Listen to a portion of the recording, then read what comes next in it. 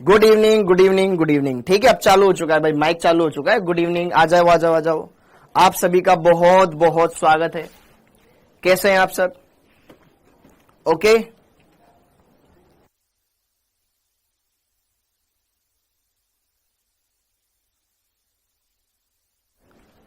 आ जाइए बेटा, आ जाइए। आप सभी का बहुत बहुत स्वागत है। गुड इवनिंग, गुड इवनिंग जी, good evening. Hello Ritesh, hello Alina, hello Saloni, Neha ji good evening. कैसे हो आप सब?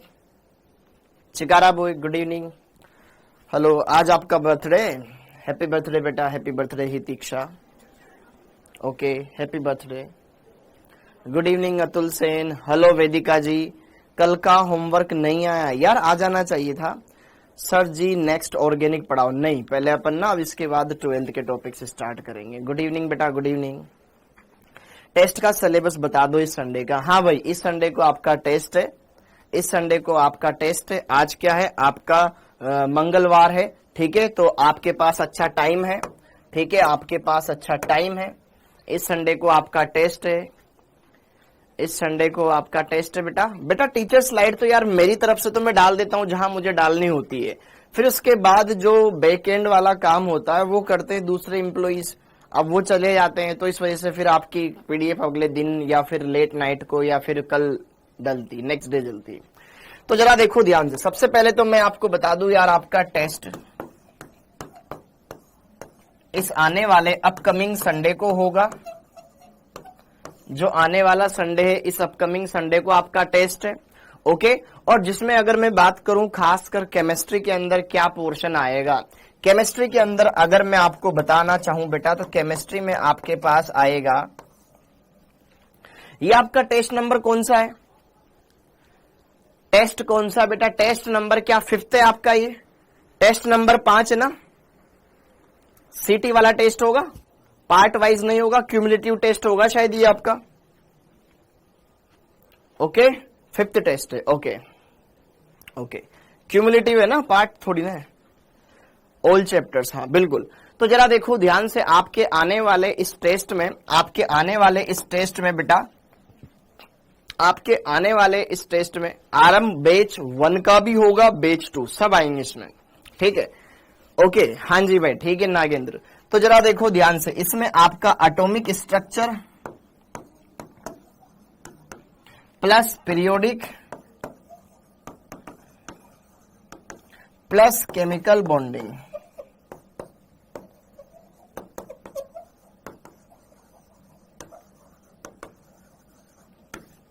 ये 3 चैप्टर ही आएंगे। ठीक है, ओके। पार्ट टेस्ट है तो बट ये 3 ही चैप्टर आएंगे बेटा।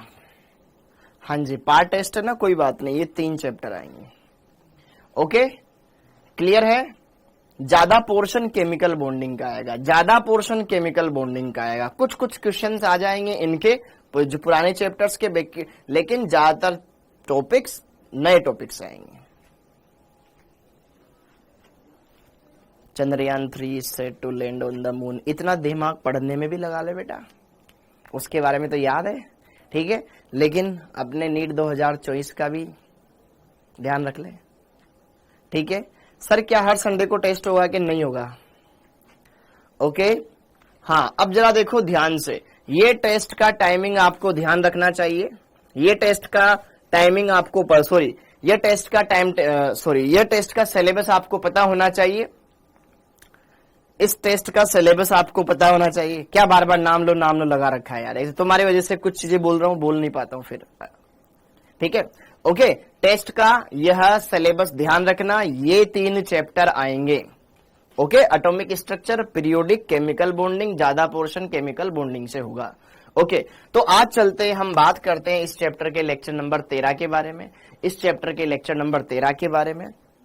ओके, हाँ जी, इस चैप्टर के लेक्चर नंबर 13 के बारे में। सर प्लीज हमारे पुराने चैप्टर रिवाइज करवा दिया करो। कैसे रिवाइज करवा दिया करो बेटा? आप रिवाइज करो ना, कुछ तो काम खुद से भी करो यार। आपके लिए बैकलॉग सीरीज भी चला दे, फिर भी बोल रहे हो रिवाइज करवा दो। फिर ऐसा क्या चाहते हो आप? घर पे आ जाए पढ़ाने? वीआईपी कोर्स में तो हो ही साहब, घर पे आ जाए पढ़ाने। हाँ जी, अब जरा देखो ध्यान से आगे। अब आगे देखो क्या क्या चीजें हैं जो हमें यहाँ पर देखनी है। क्या क्या चीजें हैं जो हमें यहां पर देखनी है। ओके, अब आज के लेक्चर में हम क्या करेंगे, अणु कक्षक सिद्धांत एमओटी पढ़ेंगे जो हम पहले ही पढ़ ही रहे थे। फिर संकरण से संबंधित कुछ छोटे छोटे पॉइंट्स है जो मुझे आपको एक्स्ट्रा में बताने हैं, वो हमें देखेंगे, हम उनको देखेंगे, बढ़िया से उनको क्लियर करेंगे। ओके, तो सबसे पहले तो जहां से हमने छोड़ा था एक बार वहां से सारी बातें क्लियर कर लेते हैं। जहां से हमने, सर ये चैप्टर तो बुखार उतार दे रहा है, अरे क्या बात है बेटा, हाँ जी बिल्कुल। अब जरा देखो ध्यान से, थोड़ा सा पढ़ने पर फोकस बिठाते हैं, सारी चीजों को क्लियर करते हैं, हर एक बात को सिस्टमेटिक वे में लाते हैं।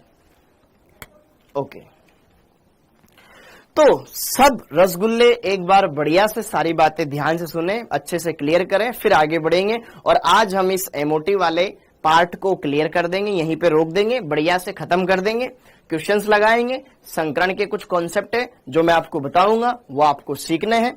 और दूसरी बात, संकरण वाला पॉइंट सीखना है, ये करना है।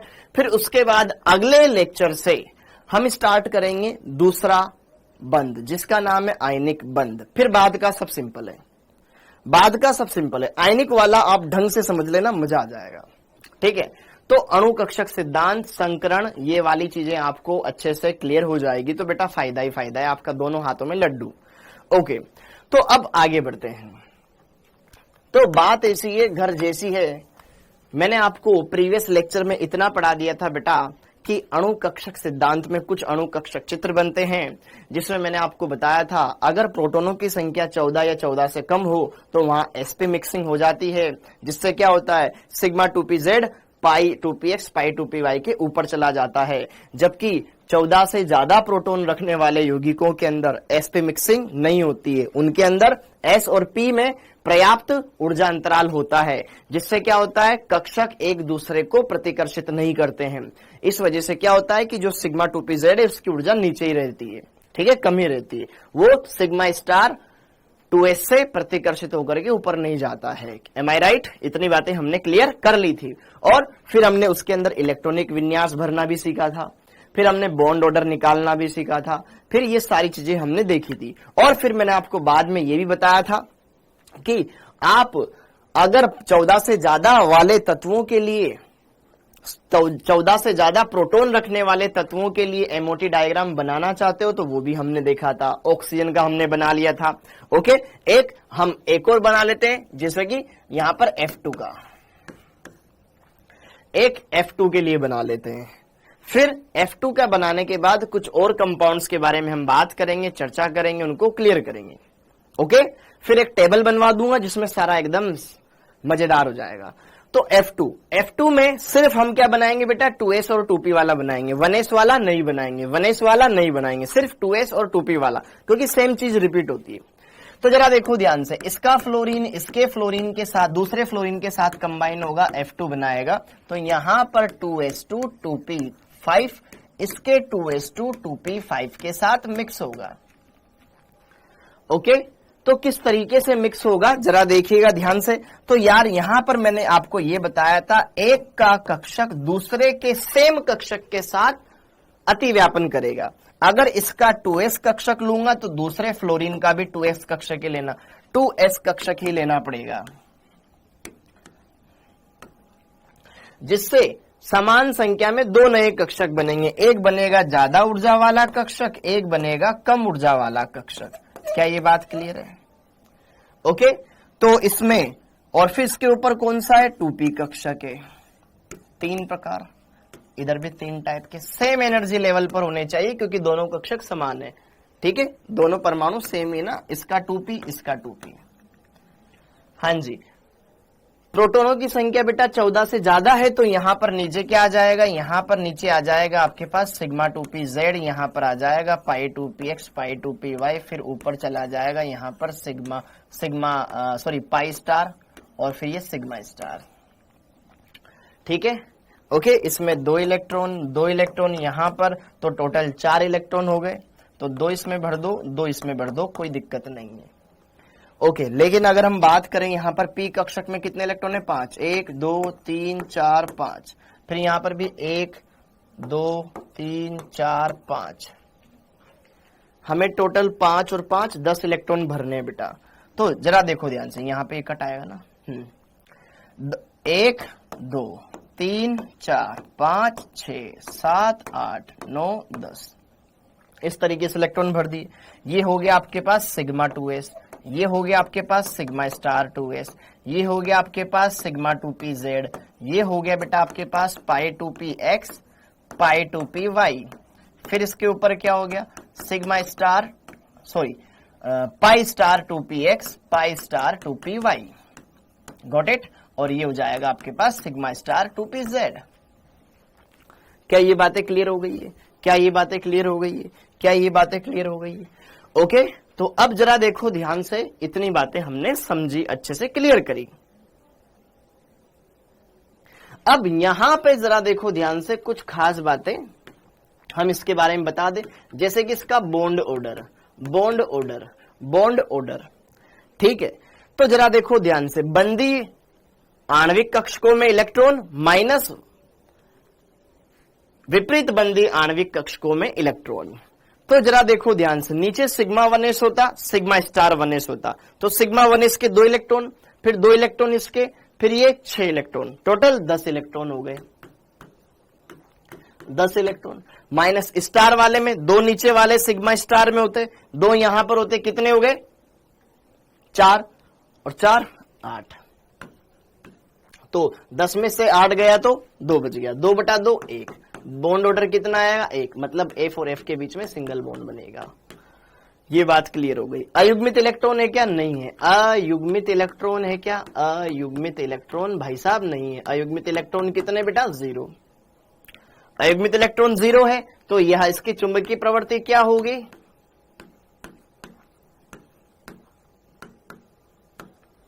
इसकी चुंबकीय प्रवृत्ति होगी बेटा आपके पास यहां पर प्रतिचुंबकीय, प्रतिचुंबकीय, प्रतिचुंबकीय। एम आई राइट? तो इस तरीके से आप यहां पर ये कुछ चीजें हैं जो आपको देखनी चाहिए, बढ़िया से क्लियर करनी चाहिए। तो ये F2 का MOT डायग्राम आपने देख लिया, अणु कक्षक चित्र आपने देख लिया। ठीक है, अब इसके बाद विषम द्विपरमाणु अणुओं का हम बनाएंगे। अभी तक तो सम थे कि यार दोनों परमाणु समान थे, लेकिन अगर विषम हो जाए, जैसे कि NO स्पेशल है, ठीक है, तो NO का हम बनाएंगे। आइए चलिए उसके बारे में बात करें। ठीक हो गया, आई होप आपने मुझसे पहले कर लिया होगा। हाँ, अब विषम द्विपरमाणु अणु का MOT चित्र, मतलब दोनों परमाणु अलग अलग हो तो क्या MOT डायग्राम बन पाएगा? तो आइए चलिए इस पर बात करें बेटा। बात बहुत ही सिंपल सी है, बहुत ही आसान सी है, और यहां पर आपको सारे कॉन्सेप्ट समझने, जैसे कि NO, हमें NO का अणु कक्षक चित्र बनाना है। नाइट्रोजन में ऑक्सीजन, नाइट्रोजन 7 नंबर पे आता है तो 7 प्रोटॉन, ऑक्सीजन 8 नंबर पर आता है तो 8 प्रोटॉन, तो 8 और 7 15, टोटल 15 प्रोटॉन है। 15 प्रोटॉन 14 से ज्यादा है तो ऐसी मिक्सिंग नहीं होगी, अर्थात सिग्मा 2pz नीचे आएगा। कायदे की बात क्या, अगर दोनों परमाणु अलग है, जिनके बीच में क्या होगा, अतिव्यापन होकर के अणु कक्षक बनेगा, तो ज्यादा विजित्रणी कौन है? नाइट्रोजन की ऑक्सीजन? ऑक्सीजन, तो ऑक्सीजन थोड़ा नीचे लेगा और नाइट्रोजन के कक्षक ऊपर रहेंगे। क्या बोल रहा हूं मैं? जो ज्यादा इलेक्ट्रॉन नेगेटिव है, नाइट्रोजन और ऑक्सीजन में ऑक्सीजन की विजित्रणता ज्यादा है, तो ऑक्सीजन में बेटा जो कक्षक होते हैं ना, वो नाभिक के ज्यादा नजदीक होते हैं बजाय नाइट्रोजन में। तो नाइट्रोजन में कक्षकों के बीच में गैप ज्यादा रहेगा और नाइट्रोजन ऑक्सीजन में थोड़े नीचे रहेंगे, उनके लेवल, ऊर्जा स्तर उनका कम रहेगा। देखो ध्यान से मैं क्या कहना चाह रहा हूं। नाइट्रोजन लिया आपने और एक ऑक्सीजन लिया, NO बना दिया। क्लियर है?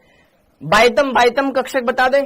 ठीक है, इसका 2s2 2p3, इसका 2s2 2p4 हमने देख लिया।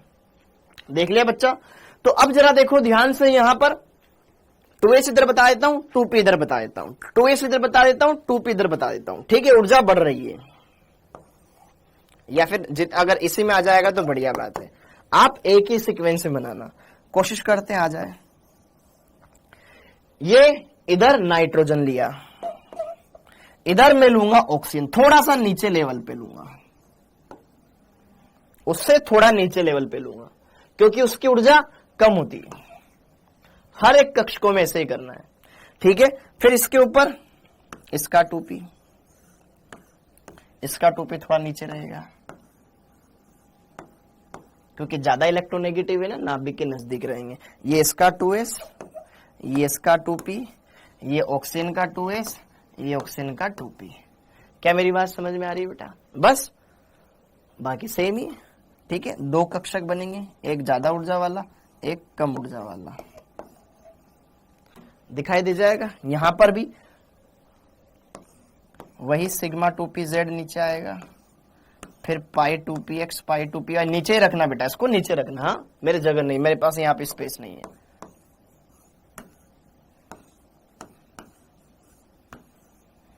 ओके, बना दिए। बस अब इलेक्ट्रॉन भर दो। नाइट्रोजन के 2s में 2 इलेक्ट्रॉन, 2p में 3 इलेक्ट्रॉन, ऑक्सीजन के 2s में 2 इलेक्ट्रॉन, 2p में 4 इलेक्ट्रॉन। फिल कर दिए। बस आप अब इसमें फिल कर दो। इसमें 4 इलेक्ट्रॉन है, 2 नीचे 2 ऊपर, 3 और 4 7 इलेक्ट्रॉन है। तो 1 2 3 4 5 6 7।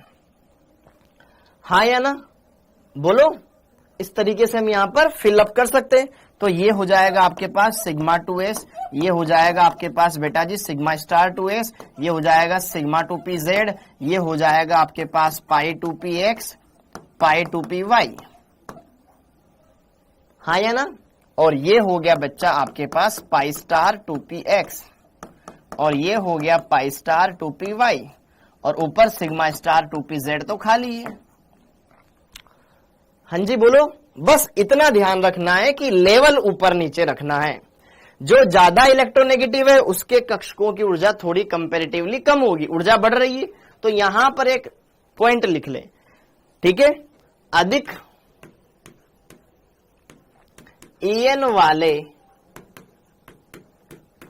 एटम की ऊर्जा, अधिक En वाले एटम के कक्षकों की ऊर्जा, एटम वाले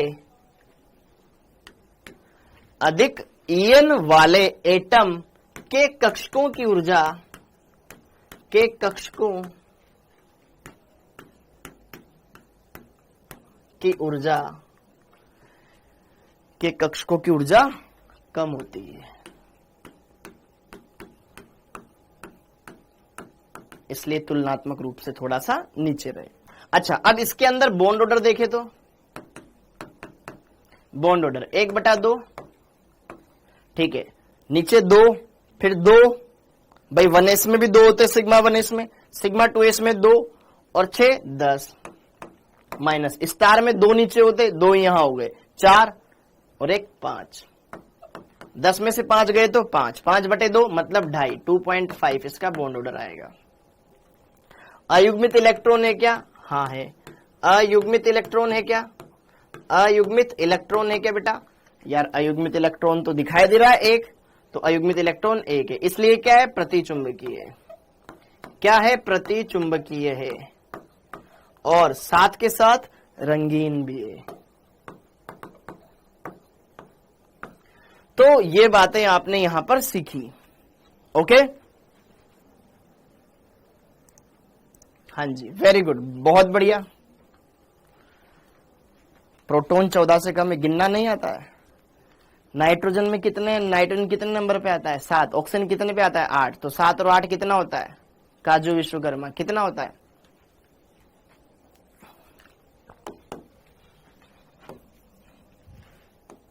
अनुचुंबकीय, ठीक है। बॉन्ड ऑर्डर 2.5 है बेटा, बस ये है। अब जरा देखो ध्यान से इलेक्ट्रॉनिक विन्यास। अब आप खुद बना लेना इलेक्ट्रॉनिक विन्यास, ठीक है। इसमें 2, इसमें 2, 2 2 2, इसमें पाई 2px में 1 इलेक्ट्रॉन आ जाएगा। भर सकते हो इलेक्ट्रॉनिक विन्यास, पक्का ना? ओके, इसमें प्योर बेटा पूरे 3 बंद नहीं है एनो में, ठीक है। अब यहां पे जरा देखो ध्यान से आगे, इतनी बात हो गई। अब जरा देखो ध्यान से, यहां पर हम बनाएंगे एक टेबल जिससे सारा काम हो जाएगा, सारा काम हो जाएगा।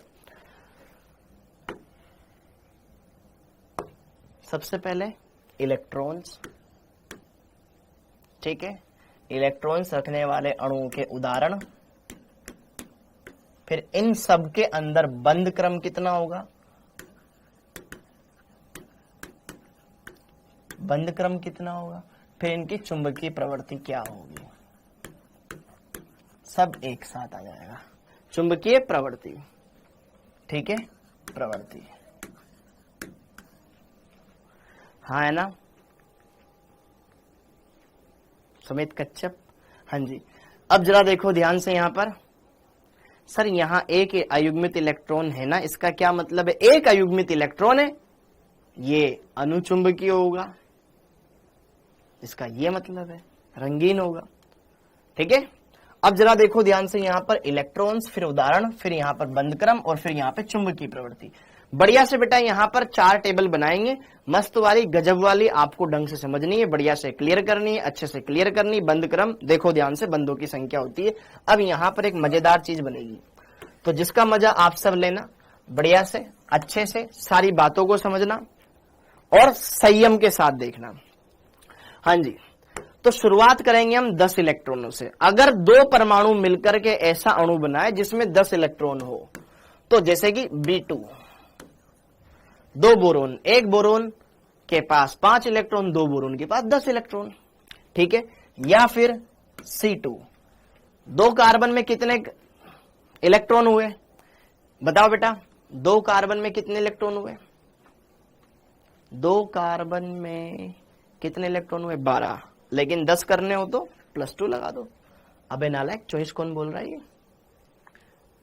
ठीक है, 10, ठीक है, 12 में से 2 निकाल दो, 10, ठीक है, ओके भाई। C2 है ना, एक कार्बन में होता है बेटा 6, तो 2 में कितने रह जाएंगे, 10, ठीक है, ओके, हाँ जी, कोई बात नहीं, बुरा मत मानना कोई भी, ओके।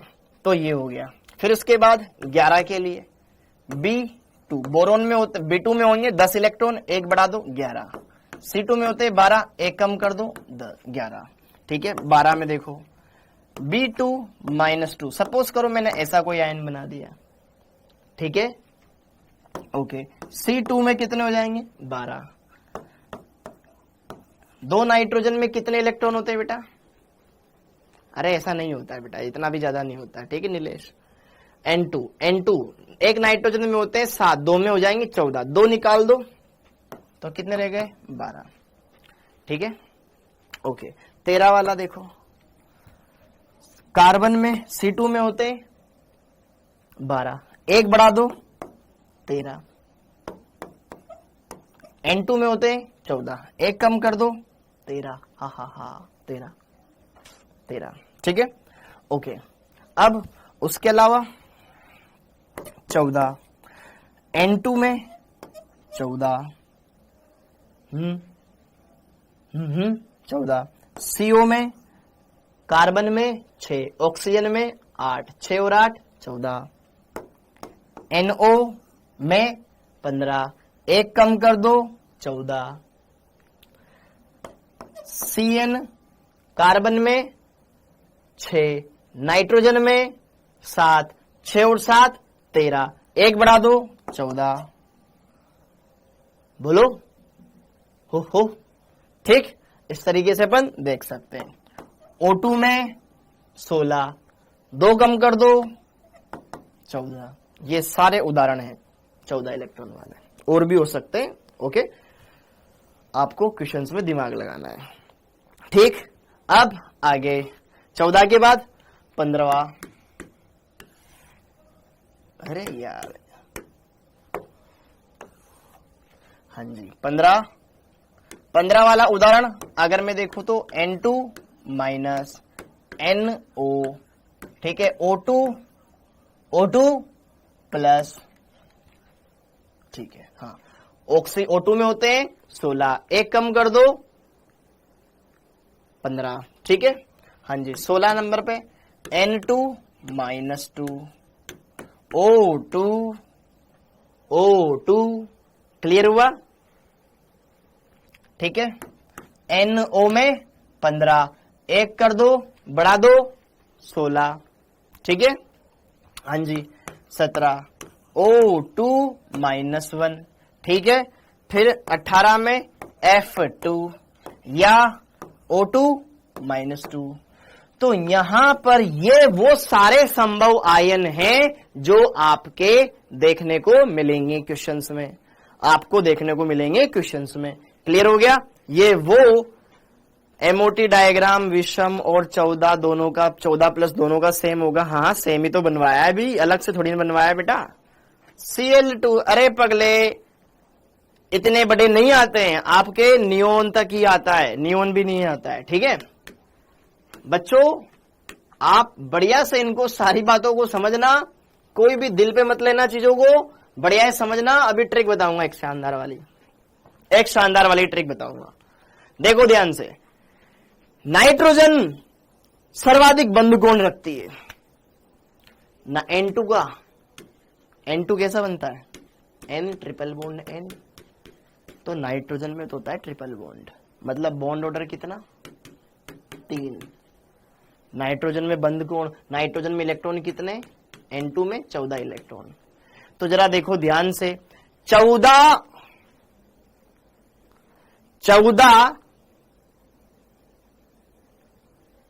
14 इलेक्ट्रॉन रखने वालों का बंध क्रम होता है 3। हाँ, प्रोटॉन तो बेटा NO प्लस में भी तो 14 से ज्यादा ही है ना, प्रोटॉन 15। ठीक है, तो जरा देखो ध्यान से यार, तुम्हारे कमेंट देखते ही ना।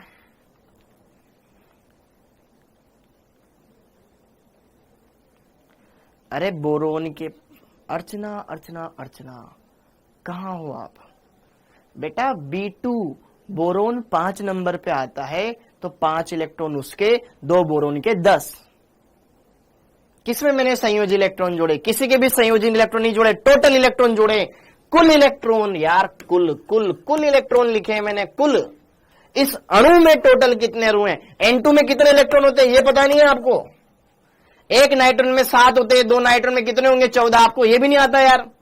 मैंने बोला था, डे 1 से बोल रहा हूं मैं कि बच्चों बढ़िया से आप पीरियोडिक टेबल को समझ लो, वरना बहुत दिमाग खाने वाले हो आप। बढ़िया से तो अच्छे से इनको पढ़ लो, बोला था मैंने।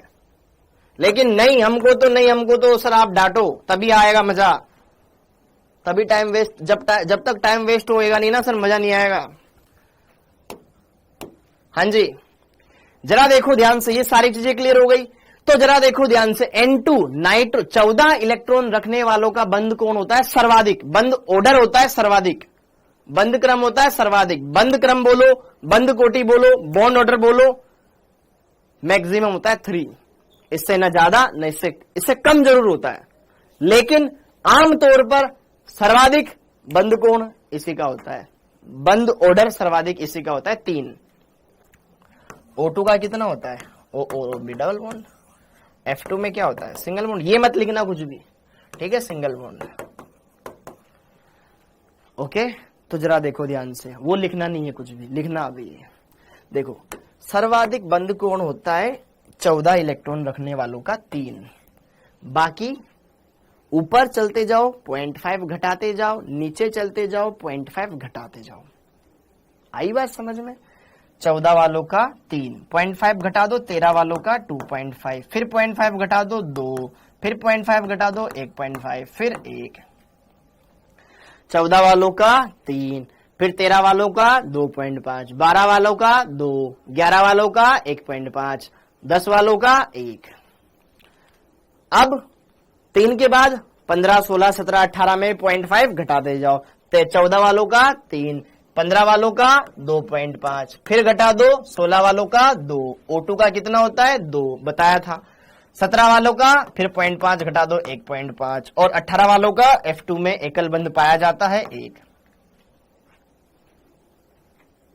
हाँ या ना? तो इस तरीके से यहां पर आपने ये बंध कोण भी लिख लिया सबका, कि अर्थात इन परमाणुओं के बीच में इतने बंध पाए जाएंगे। क्लियर हो गया? तो बंध क्रम समझ में आ गया। बंद क्रम समझ में आ गया, समझ में आ गया। ओके, अब चुंबकीय प्रवृत्ति, अब चुंबकीय प्रवृत्ति, अब चुंबकीय प्रवृत्ति। ठीक है, तो चुंबकीय प्रवृत्ति के लिए देखो ध्यान से, यहां पर देखो ट्रिक। अब ये जरूर लिख लो ट्रिक, ये जरूर लिख लो, ट्रिक जरूर लिख लो। सभी विषम इलेक्ट्रॉन वाले, जिसमें भी विषम इलेक्ट्रॉन है, विषम संख्या में इलेक्ट्रॉन है, सब all odd electron species are paramagnetic, अर्थात अनुचुंबकीय।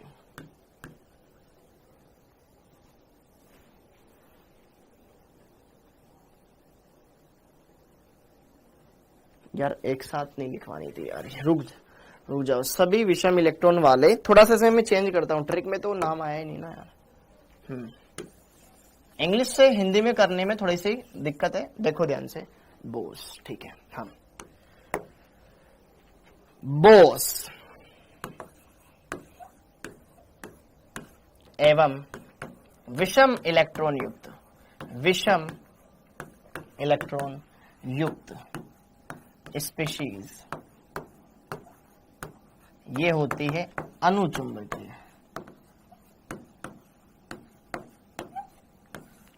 बोस, बी मतलब B2, O मतलब O2, S मतलब S2, लेकिन अपने O2 से इनके आगे काम ही नहीं चलता, उनके आगे की जरूरत ही नहीं है।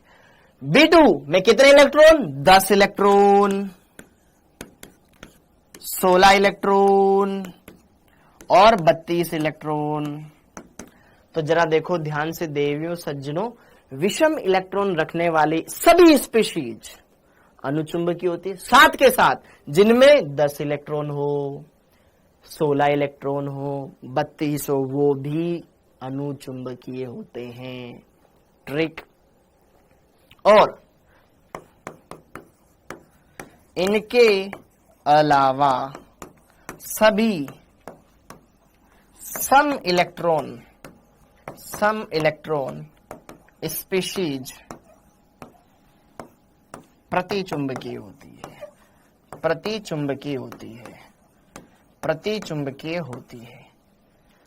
ठीक है, जब आप B2 10 इलेक्ट्रॉन रखने वाले किसी भी स्पीशीज का एमओटी डायग्राम बनाओगे तो आपको उसमें अयुग्मित इलेक्ट्रॉन दिखाई देंगे, जो इस बात की पुष्टि करेंगे कि वो अनुचुंबकीय।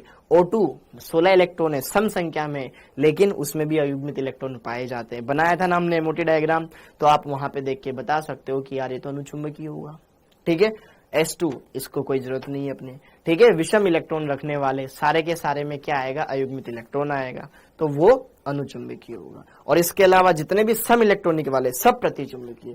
बोस और ऑल विषम इलेक्ट्रॉन रखने वाले यौगिक अनुचुंबकीय, और सम संख्या वाले प्रतिचुंबकीय। विषम वाले अणु, 10 और 16 वाले अणु, बाकी सब प्रति।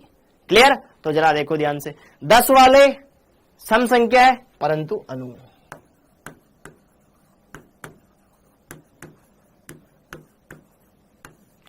विषम संख्या वाले 11 वाला अणु, 12 वाला प्रति, 13 वाला विषम संख्या अणु, 14 वाला प्रति विषम सम संख्या।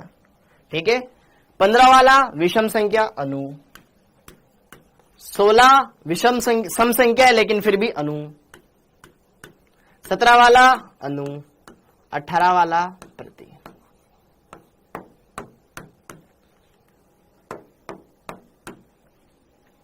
जरा देख लो अच्छे से, निगाहों में बसा लो। टेस्ट में क्या आएगा? लेट आते हो और फिर पूछते हो टेस्ट में क्या आएगा। तुम्हें बस केवल यहाँ पे NO+ का एमओटी चित्र बनाओ, नहीं बना रहा उसमें से बना लेना बेटा। बस तेरे को क्या करना है, नाइट्रोजन पे से नाइट्रोजन N पे पॉजिटिव ले लेना, O पे नॉर्मल ले लेना, बना लेना। हाँ जी, इसको बस समझ लो।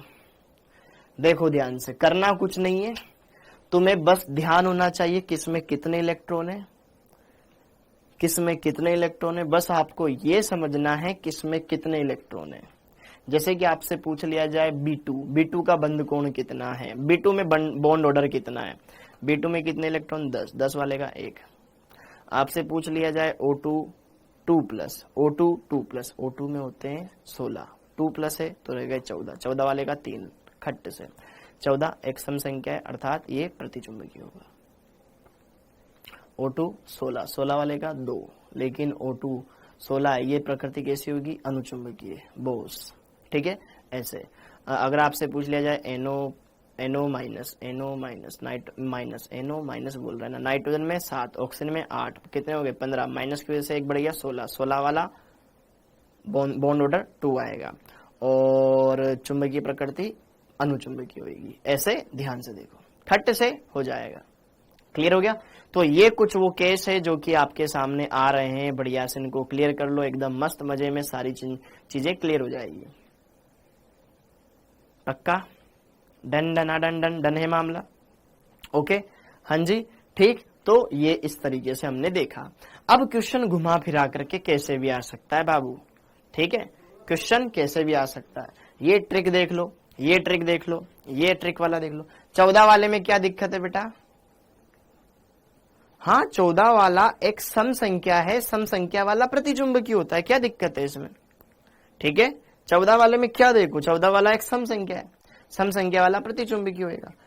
इलेक्ट्रॉनों की संख्या देखनी है, बॉन्ड ऑर्डर नहीं देखना सम संख्या वाला, कि ये तो विषय में ना 3 लिखा हुआ है। इलेक्ट्रॉनों की संख्या देखनी है। 16 वाला अनुचुंबकीय क्यों? शालू सूर्यवंशी, क्या आपने 16 वालों का एमओटी डायग्राम बनाया था कल? तो उसमें देखो 2 अयुग्मित इलेक्ट्रॉन दिखाई देंगे। ट्रिक एक बार और समझा दो, खुद दिमाग लगाओ। अब आगे, अब आगे, अब आगे question. O2 plus, O2 minus 2, O2 plus 2 की बंद लंबाई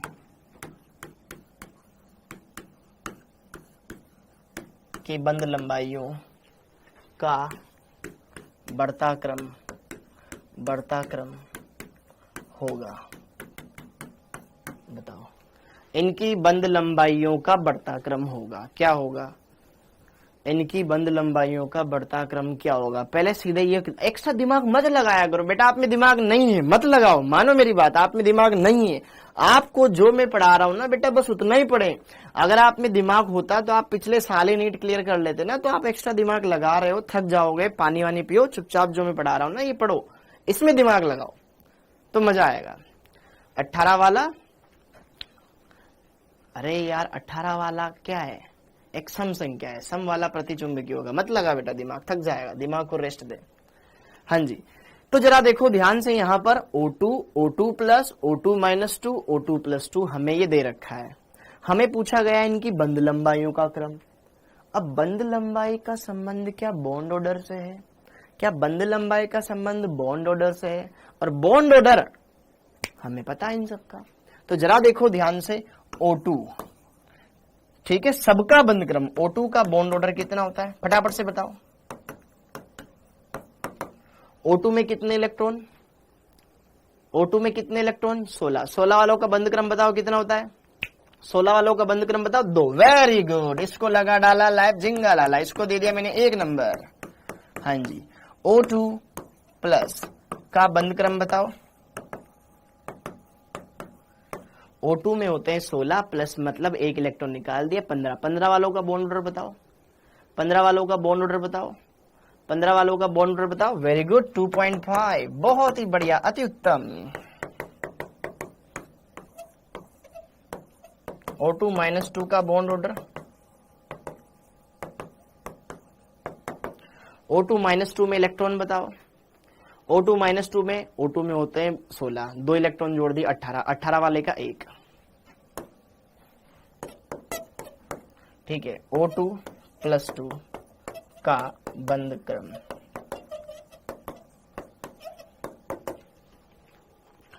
O2 प्लस 2, O2 में होते हैं 16, 16 में से 2 निकाल दिए, कितने बच गए? 14। 14 वालों का कितना होता है? 3। 14 वालों का कितना होता है? 3। चूंकि हम जानते हैं बंद क्रम और बंद लंबाई एक दूसरे की व्युत्क्रमानुपाती होती है। बंद लंबाई और बंद क्रम एक दूसरे के व्युत्क्रमानुपाती होती है, तो बंद लंबाई का क्रम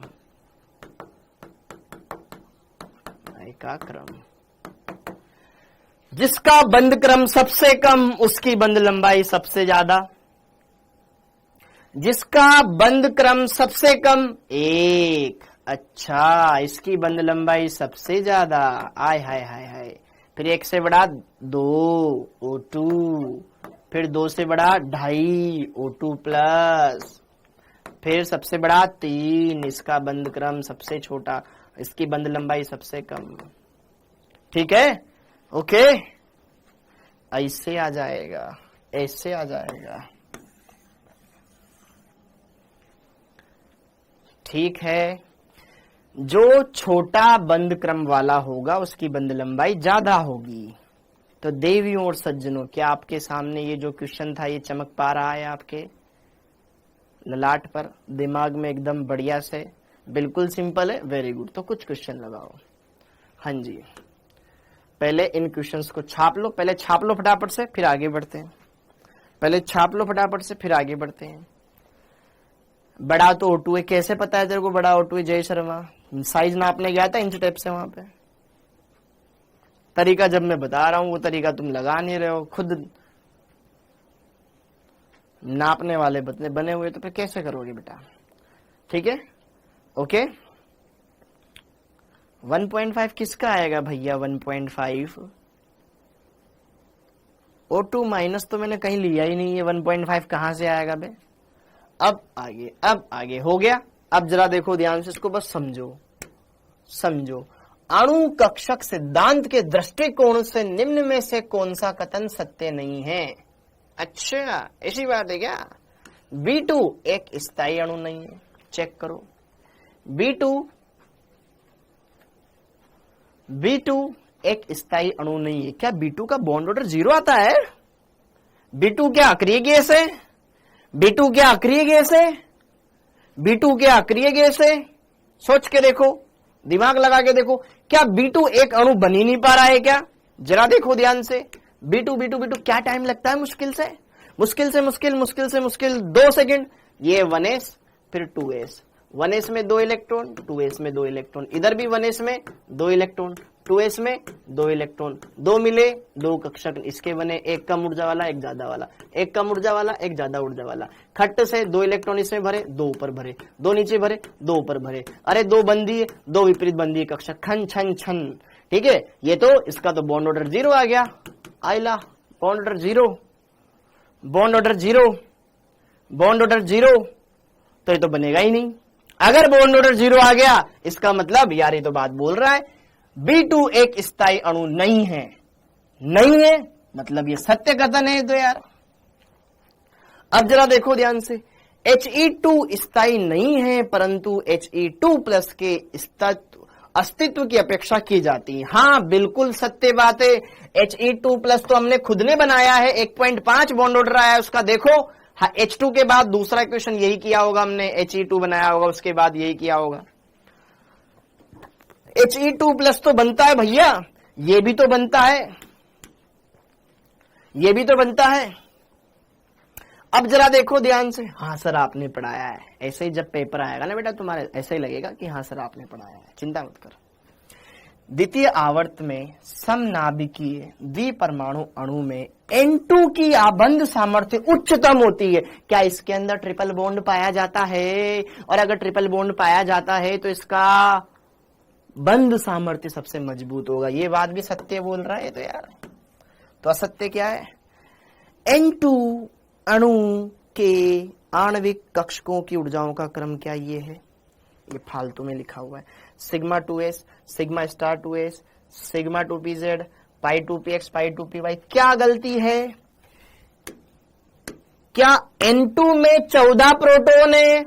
14 प्रोटॉन है तो sp मिक्सिंग होएगी, उससे यह सिग्मा स्टार 2s इसको प्रतिकर्षित करेगा, ये उठक करके दुबक करके यहां जाएगा, तो सही होता।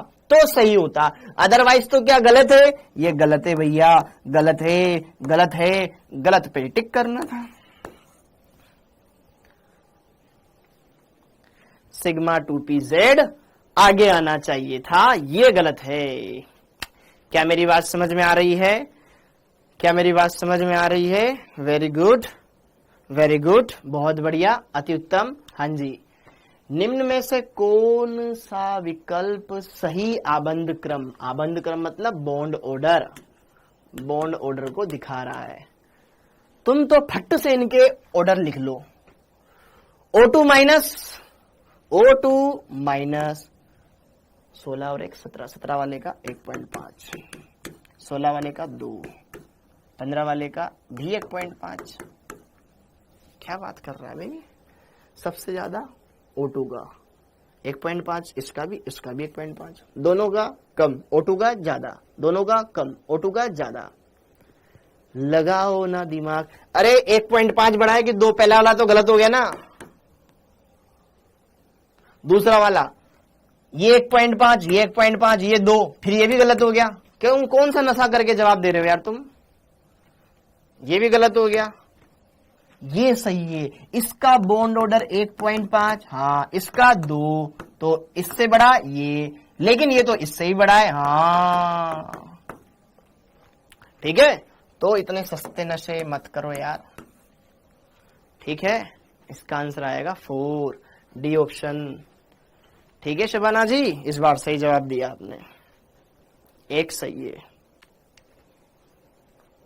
चले जाओ मेरी नजरों से दूर। निम्न में से किस अणु या आयन में अयुग्मित इलेक्ट्रॉन नहीं है? किस में अयुग्मित इलेक्ट्रॉन नहीं है? किस में अयुग्मित इलेक्ट्रॉन नहीं है? क्या अगर अयुग्मित इलेक्ट्रॉन होते तो अनुचुंबकीय होता? नहीं है, तो इसका मतलब वो अणु प्रतिचुंबकीय है। क्या अणु हमसे प्रतिचुंबकीय पूछ रहा है कि ऐसा कौन सा है जो प्रतिचुंबकीय है? ऐसा कौन सा है जो प्रतिचुंबकीय है? कौन सा है प्रतिचुंबकीय? सम इलेक्ट्रॉन रखने वाला, सम इलेक्ट्रॉन रखने वाला। N2 प्लस, N2 में होते हैं 14 इलेक्ट्रॉन, एक निकल गया 13 इलेक्ट्रॉन, विषम संख्या वाला, ये तो अनुचुंबकीय होगा यार।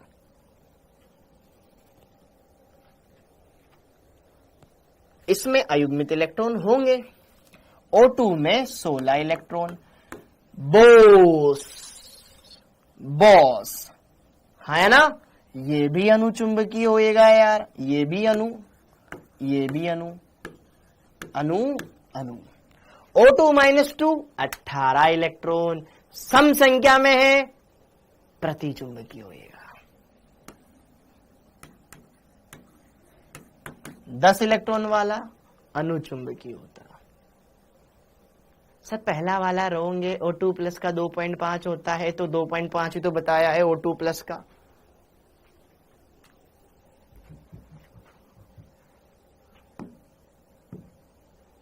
रुक जाओ रुक जाओ रुक जाओ रुक जाओ, मैं गलत हो सकता हूं यार, मैं थोड़ा भावनाओं में ज्यादा बह जाता हूं, तो देख लो एक बार, अगर मिस्टेक हो जाएगी तो सुधार लेंगे, कोई गलती नहीं है।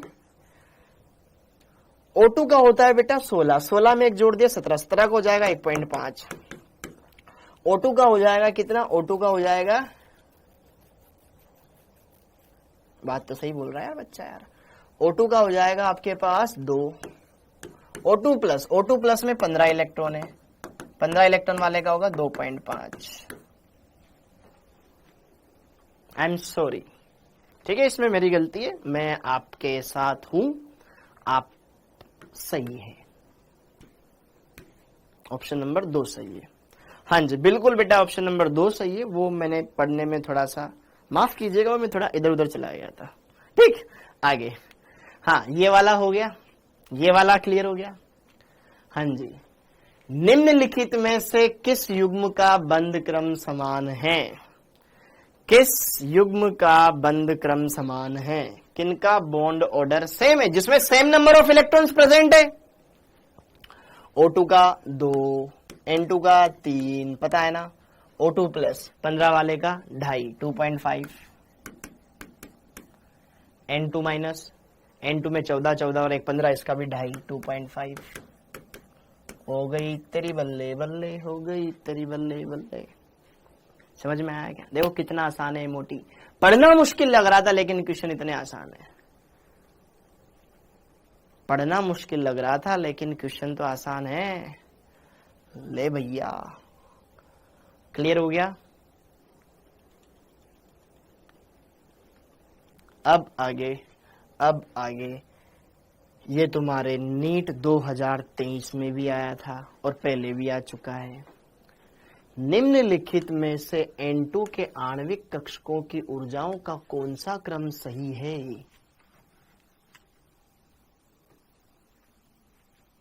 अरे मिल जाएगा ना होमवर्क कल का यार, काहे परेशान हो रहे हो?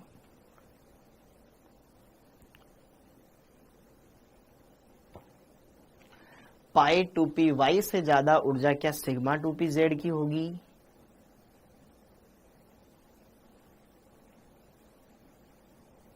एस पे मिक्सिंग होएगी तो सिग्मा 2p जेड तो उछल के ऊपर ही आएगा ना। तो यहाँ पे जरा देखो ना, पाई 2p वाई से ज्यादा ऊर्जा पाई 2p सिग्मा 2p जेड की, वो तो यहाँ पे भी है, लेकिन ये सिंबल बदल गया ना बढ़ता हुआ क्रम आएगा ना यार। पहला ही सत्य है, पाई 2p वाई से ज्यादा ऊर्जा sigma 2p Z, sigma 2p Z से ऊर्जा pi star 2p X, pi star 2p Y, जो कि सेम एनर्जी लेवल के होते हैं। ए अगला, हाँ जी, O2 NO nitrogen 7 electron, oxygen 8 electron, 7 और 8 15, 15 वाला नाइट्रोजन में N2 में तो 14, 14 में 3, 15 वाले का 0.5 कर दो, 2.5, 2.5 CO 14, 14 वाले का 3, O2 माइनस, O2 16, 16 17, O2 का 2, 17 वाले का 0.5 कम कर दो, 1.5, O2 का 2। सीधे तीर लगाओ निशाने पे, अर्जुन मार तीर सीधा मछली की आंख पे निशाना, खट से चित्त हो जाए। क्लियर? N2 वाला गलत बताया, कहां बताया यार गलत? सही तो है, कौन सा क्रम सही है? अरे यार अब इसमें तो मैंने गलत नहीं लिखा है ना यार, ये तो कॉन्सेप्ट है, बाई चांस ऑप्शन में गलत गलत हो सकता है, बाकी सही है यार। सिग्मा 1s, फिर सिग्मा स्टार 1s, फिर सिग्मा 2s, फिर सिग्मा स्टार 2s, फिर यहां बोलोगे, अब तुम ये बोलोगे सर यहां तो पाई लिखा हुआ है, पहले का क्यों नहीं लिखा हुआ है? पाई 2px, फिर पाई 2py, फिर उससे ज्यादा ऊर्जा है सिग्मा 2pz, ज्यादा भी नहीं पढ़ाना चाहिए बच्चों को। फिर यहाँ पर पाई 2px, pi star 2px, pi star 2py, फिर सबसे ज्यादा सिग्मा स्टार 2pz। क्या गलत है बताना जरा इसमें। ठीक है, कौन सा क्रम सही है? पाई 2py, फिर सिग्मा 2pz, फिर ये देखो ना, साक्षात यहाँ प्रकट तो हुआ। ओके, हाँ जी, हाँ अब जरा देखो ध्यान से यहाँ पर आगे। हाँ, नीचे अलग अलग अनुक्रमों में 4 द्विपरमाणुक स्पीशीज सूचीबद्ध किए गए हैं, उनमें से कौन सा अनुक्रम उनके बढ़ते बंद क्रम अर्थात बॉन्ड ऑर्डर के अनुरूप है? तो जरा देखो ध्यान से। ओके, हाँ जी, C2 -2 बॉन्ड ऑर्डर बताओ इसका।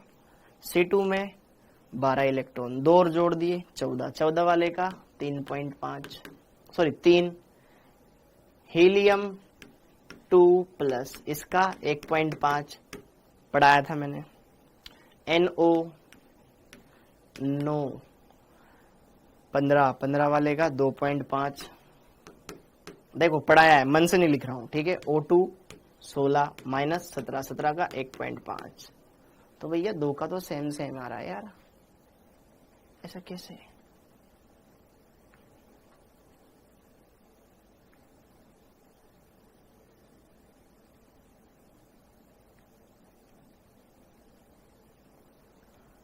सबसे ज्यादा C2 वाला, ठीक है, C2 वाला, ठीक है। हीलियम का 0.5, अच्छा हीलियम का 0.5, हीलियम का 0.5, अच्छा कैंसिल, हाँ 0.5 आ जाएगा बेटा, हीलियम का 0.5 आ जाएगा, वेरी गुड बेटा, वेरी गुड। हीलियम 2+ का 0.5 आ जाएगा, ठीक है। और वैसे भी सर्वाधिक किसका आ गया, खट्ट से आंसर 2 हो गया, ठीक है, okay, very good, B option खत्म, बी ऑप्शन खत्म खत्म खत्म खत्म खत्म खत्म खत्म। तो इसी के साथ हमने ये ज्ञान भी अर्जित कर लिया, जो हमें अर्जित करना चाहिए था, जो हमें समझना चाहिए था, वो भी क्लियर कर लिया, क्लियर हो गया, वो भी क्लियर कर लिया। So it's time to disco, clear हो गया। प्रतीचिकी बी लिख दिया, अबे कहाँ लिख दिया यार, ट्रिक में क्या दिक्कत है।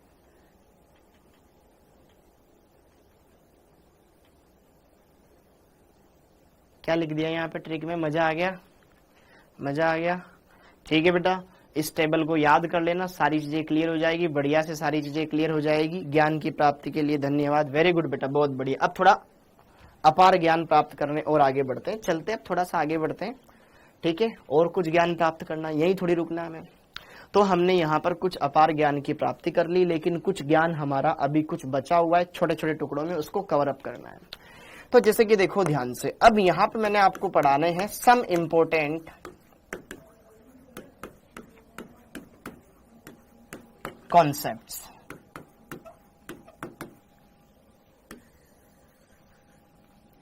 अबाउट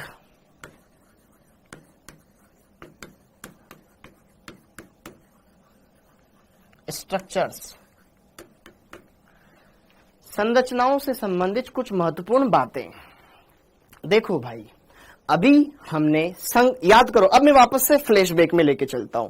संकरण, दो कक्षक आपस में मिलकर के समान मात्रा में दो नए कक्षक बना लेते थे, ये घटना संकरण कहलाती थी। फिर वो संकृत कक्षक अतिव्यापन के द्वारा सिग्मा बंध बनाते थे, सिग्मा बंध बनाते थे, फिर उससे हम अणु की ज्यामिति वगैरह एक्सप्लेन करते थे, बंध कोण एक्सप्लेन करते थे, वो सारी बातें हमने देखी। फिर हमने संकरण निकालना देखा, सिर्फ जिसमें सिग्मा बंध हो उन अणुओं में, फिर जिसमें लोन पेयर भी हो उन अणुओं में। तो हमने फिर संकरण निकालना वहां पर सीखा। तो फिर हमने ये देखा था कि अगर केंद्रीय परमाणु पर लोन पेयर वगैरह आ जाता है तो वहां पर संकरण तो कुछ नहीं होगा, लेकिन अणु की ज्यामिति में चेंज आ जाएगा वगैरह वगैरह, ये चीजें हमने देखी। लेकिन हमने एक तरह के कंपाउंड को छोड़ दिया था कि अगर विषम इलेक्ट्रॉन वाले हों तो उनका संकरण क्या हो सकता है, तो उनके बारे में हम बात कर लेते। तो यहां पर अब हमारे पास समय आ चुका है विषम इलेक्ट्रॉन वाले, विषम इलेक्ट्रॉन युक्त यौगिकों में संकरण।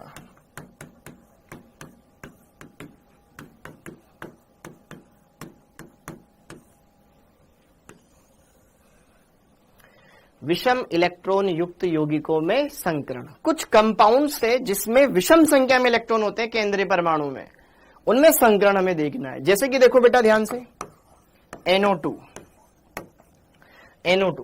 इसमें अगर मैं आपको बताऊं तो नाइट्रोजन एक तरफ तो डबल बॉन्ड बना के रखता है, केंद्रीय परमाणु नाइट्रोजन ही है। आप बस सुनना ढंग से ना मेरी बातों को, मैं जो बोल रहा हूं। नाइट्रोजन के बाह्यतम कोश में 5 इलेक्ट्रॉन होते हैं, बोलो यस होते हैं। 5 में से 2 इलेक्ट्रॉन इसके साथ चले गए, कितने बच गए, 3 बच गए। अब बेचारा एक ऑक्सीजन और है, उसकी भी इसको मदद करनी है, अपना लोन पेयर दे दिया। अब कितने इलेक्ट्रॉन बच गए, 1, इधर इसने अपना लोन पेयर दे दिया।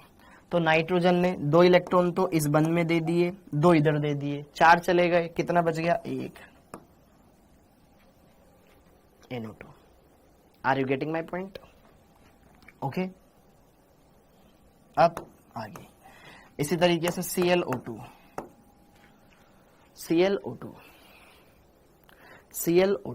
अब जरा देखो ध्यान से यहां पर,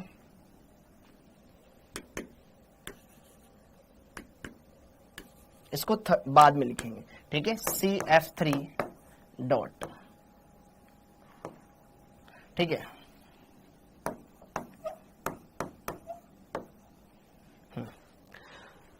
CF3 कार्बन 3 बंध बना रहा है, लेकिन उसके पास एक इलेक्ट्रॉन अयुग्मित बचा हुआ है। क्लोरीन 2 ऑक्सीजन के साथ तो जुड़ करके डबल बॉन्ड बना रही है।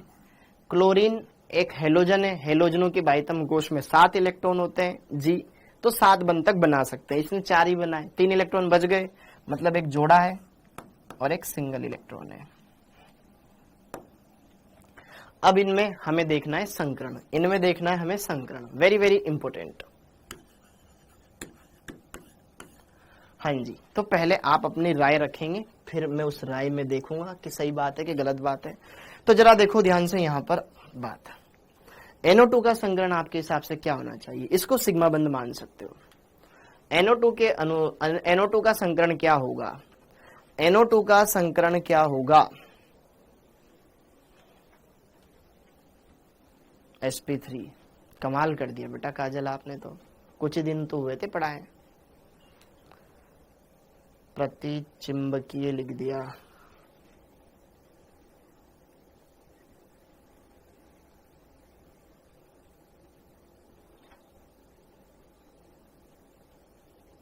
पागल है क्या? ठीक है, तुम्हारे कमेंट दिखाने लायक नहीं हो क्या? तुम क्यों परेशान कर रहे हो? NO2 का संकरण, ठीक है, वेरी गुड, बहुत बच्चों ने बहुत अच्छा प्रयास किया। देखो ध्यान से, इसके पास 2 सिग्मा बंध है और लोन पेयर, लोन पेयर तो है ही नहीं, ये तो सिंगल इलेक्ट्रॉन है। लोन पेयर से मतलब है ना हमको, तो भाई सिग्मा बंध प्लस लोन पेयर होता है, तो इस हिसाब से तो इसका संकरण क्या आना चाहिए? sp आना चाहिए। भाई 2 सिग्मा, लोन पेयर तो ही नहीं, 2 सिग्मा में क्या होना चाहिए इसका संकरण? sp। क्या होना चाहिए? sp। क्या होना चाहिए? sp। बेटा नहीं होता, इसका संकरण होता है sp2। यही खासियत है, ठीक है। अब यहां पे जरा देखो ध्यान से, इस CF3 में, इसमें 1 सिग्मा 2 सिग्मा 3 सिग्मा 3 सिग्मा, एक और लिखते हैं चौथा CH3 डॉट, ठीक है। तो यहां पर भी ये एक सिग्मा सिंगल इलेक्ट्रॉन, ये H ये H ये H,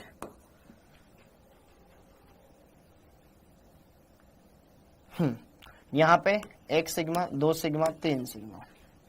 हाँ जी, क्या? अरे लिख तो, अभी तो सबर तो करो, सब बताऊंगा कॉन्सेप्ट। कॉन्सेप्ट पहले तो संकरण निकालना नहीं आ रहा है तुम्हें, कॉन्सेप्ट पूछ रहे हो। हाँ जी, इसमें जरा देखो ध्यान से, 1 2 3 सिग्मा 3 सिग्मा 3 सिग्मा का मतलब sp2 होना चाहिए, sp2। कार्बन का ही संकरण निकाल रहे हैं अपन, किसी और का नहीं निकाल रहे, अगल बगल वाले का, लेकिन नहीं होता, संकरण होता है sp3।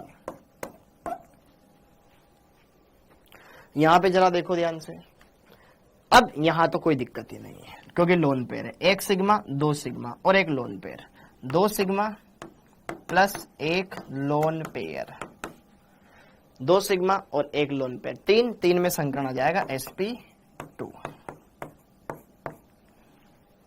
ओके, और यहां पे देखो ध्यान से संकरण sp4। भाई अभी तक बच्चों को ये पता नहीं है कि p कक्षक 3 ही होते हैं, तो बच्चे p4 कैसे बता देते हैं यार? कौन सी जगह से पढ़ के आते हो बे तुम? मैं तो नहीं पढ़ाया कभी ऐसा। sp4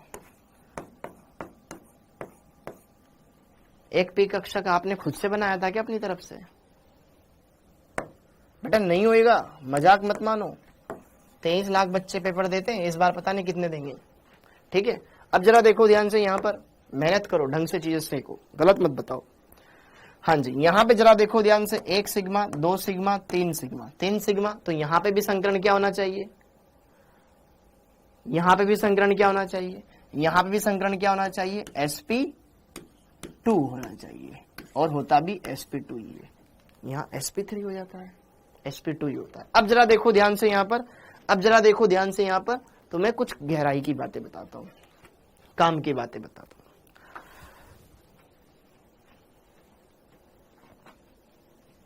संकरण में कक्षक भाग लेते हैं, चाहे वो खाली हो, भरे हो या अर्धपूरित हो। क्या मेरी बात समझ में आ रही है? एक वीरान सी जगह पे चलते हैं। संकरण में सिर्फ कक्षक भाग लेते हैं, बाकियों से हमें कोई मतलब नहीं है। संकरण में सिर्फ कक्षक भाग लेते हैं, दैट्स इट। ओके, तो मान लो, देखो हम ना जितने कक्षक भाग लेंगे उतने संकृत कक्षक बनेंगे, मतलब संकृत कक्षक बन चुके हैं। अब संकृत कक्षक की सिग्मा बंध बनाए होंगे, 1 सिग्मा 2 सिग्मा, तो 2 सिग्मा अर्थात 2 संकृत बने होंगे, उन्होंने ही तो 2 सिग्मा बंध बनाए। हम रिवर्स में चलेंगे, ठीक है भैया, हमने देखे 2 सिग्मा बंध, इस अणु में 2 सिग्मा बंध है, अर्थात इस अणु में केंद्रीय परमाणु ने 2 संकृत कक्षक बनाए होंगे, क्योंकि 2 संकृत कक्षक बने तो 2 सिग्मा बंध बने, 2 संकृत कक्षक बने तो 2 सिग्मा बंध बने, अर्थात 2 सिग्मा बंध है तो 2 संकृत कक्षक इसके पास थे। अर्थात इसके 2 कक्षक आपस में मिक्स हुए, इसलिए 2 संकृत कक्षक बने। तो यहां पे जरा देखो ध्यान से, नाइट्रोजन केंद्रीय परमाणु है। अब नाइट्रोजन केंद्रीय परमाणु है, लेकिन ये NO2 अणु ऐसा है जिसमें इस नाइट्रोजन के पास एक अयुग्मित इलेक्ट्रॉन है, जो किसी के किसी कक्षक में होगा, इसी के कक्षक में, P कक्षक में।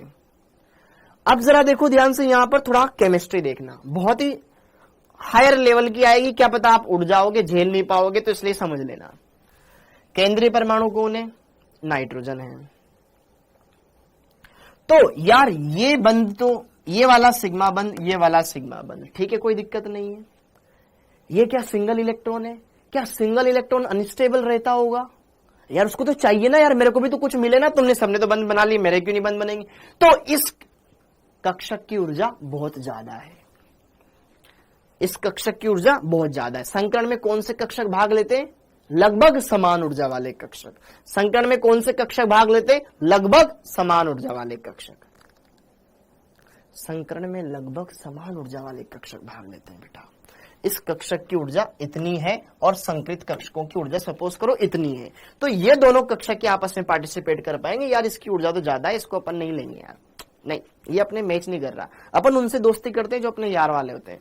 लेकिन जरा देखो ध्यान से, ऑक्सीजन, नाइट्रोजन और ऑक्सीजन में ऑक्सीजन की विद्युत ऋणता ज्यादा है, समझना, या तो डायरेक्ट रट लो। ऑक्सीजन और नाइट्रोजन में ऑक्सीजन की विद्युत ऋणता ज्यादा है, क्लियर है? तो ऑक्सीजन इलेक्ट्रॉन खींच रहा होगा, तो इस पर नेगेटिव चार्ज क्रिएट हो रहा होगा, इसे पॉजिटिव चार्ज क्रिएट हो रहा होगा। क्या नाभिक पर, नाइट्रोजन के नाभिक पर धनावेश आ रहा है? आ रहा है। यार इलेक्ट्रॉन नीचे आया ना, मेरे पे धनावेश है। अब नाभिक गरीब हो चुका है, तो क्या वो इलेक्ट्रॉनों को अपनी ओर खींचेगा? क्या इलेक्ट्रॉनों को अपनी ओर खींचेगा तो क्या इसके कक्षक की ऊर्जा घट करके कम हो जाएगी? कम हो जाएगी। कक्षक नाइट्रोजन का, जो कि केंद्रीय परमाणु है, तो इन 3 कक्षकों की ऊर्जा समान हो गई ना, तो 3 कक्षक संकरण में भाग लिए, तो इसलिए संकरण sp2 संकरण हुआ। भले उसमें 1 इलेक्ट्रॉन था, 2 था, खाली था, हमें क्या मतलब भैया, हमारा तो संकरण हो गया। समझ में आया? दोबारा सुनो, नाइट्रोजन के पास अयुग्मित इलेक्ट्रॉन था, अयुग्मित इलेक्ट्रॉन वैसे अनस्टेबल होता है, अर्थात इस अयुग्मित इलेक्ट्रॉन को जिस कक्षक में रखा गया उसकी ऊर्जा ज्यादा है, ज्यादा है, ठीक है। लेकिन नाइट्रोजन से कौन जुड़ा हुआ है? ऑक्सीजन। ऑक्सीजन की विद्युत ऋणता ज्यादा, तो वो इलेक्ट्रॉन नाइट्रोजन से खींच रहा है। नाइट्रोजन पे क्या बना रहा है? धनावेश बना रहा है। तो धनावेश पर पॉजिटिव चार्ज, धनावेश पर मतलब नाभिक पर, नाइट्रोजन के नाभिक पे पॉजिटिव चार्ज, नाइट्रोजन के नाभिक पे पॉजिटिव चार्ज, तो उसका जेड इफेक्ट बढ़ेगा। जेड इफेक्ट बढ़ेगा तो वो अपने इलेक्ट्रॉनों को अपनी ओर और तेजी से खींचेगा, और तेजी से खींचेगा, इसलिए इस कक्षक की ऊर्जा घट जाएगी, और ऊर्जा घट करके इन 2 कक्षकों के बराबर आ जाएगी, क्योंकि 2 सिग्मा तो बन ही रहे ना, अर्थात 2 सिग्मा, 2 संकृत, 2 कक्षक तो भाग लेंगे ही लेंगे, इसकी ऊर्जा घट जाती। चल ठीक है, तू भी आ जा यार, क्या याद रखेगा। तो 3 कक्षक भाग लेते हैं, इसलिए संकरण क्या हुआ? sp2 हुआ। क्या हुआ? sp2 हुआ। क्या हुआ? sp2 हुआ। इसलिए यहां पर संकरण sp न होकर के sp2 दिखाई दिया। अर्थात यह जो इलेक्ट्रॉन है ये कौन से कक्षक में है बताना जरा? शुद्ध p कक्षक में कि संकृत कक्षक में? सर ये तो संकरण में भाग लिया है, अर्थात ये जो इलेक्ट्रॉन है ना बेटा, ये संकृत कक्षक में है, संकृत कक्षक में है, शुद्ध कक्षक नहीं है, संकृत कक्षक है इसका। अब इसमें जरा देखो ध्यान से, वापस से देखना, केंद्रीय परमाणु, कार्बन, उसके पास अयुग्मित इलेक्ट्रॉन। अयुग्मित इलेक्ट्रॉन वाले कक्षक की ऊर्जा ज्यादा, लेकिन उससे कौन जुड़ा हुआ है? फ्लोरीन। फ्लोरीन की विद्युत ऋणता ज्यादा, तो फ्लोरीन क्या करेगा? कार्बन से इलेक्ट्रॉन खींचेगा। कार्बन पे क्या आएगा? धनावेश। नाभिक पे धनावेश आया, जेड इफेक्ट बढ़ गया। जेड इफेक्ट बढ़ गया तो वो अपने इलेक्ट्रॉनों को खींचने लगेगा, अर्थात इस अयुग्मित इलेक्ट्रॉन वाले कक्षक की ऊर्जा कम हो जाएगी। कम होकर के इसके 3 सिग्मा बंध तो बनी रहे, अर्थात ये 3 संकृत कक्षक तो बनाने वाला है, अर्थात 3 कक्षक तो इसके जा ही रहे थे संकरण में। ले यार तू भी आ जा, ले यार तू भी आ जा। टोटल 4 कक्षक हो गए, तो 1 2 3 और ये वाला भी संकृत कक्षक है।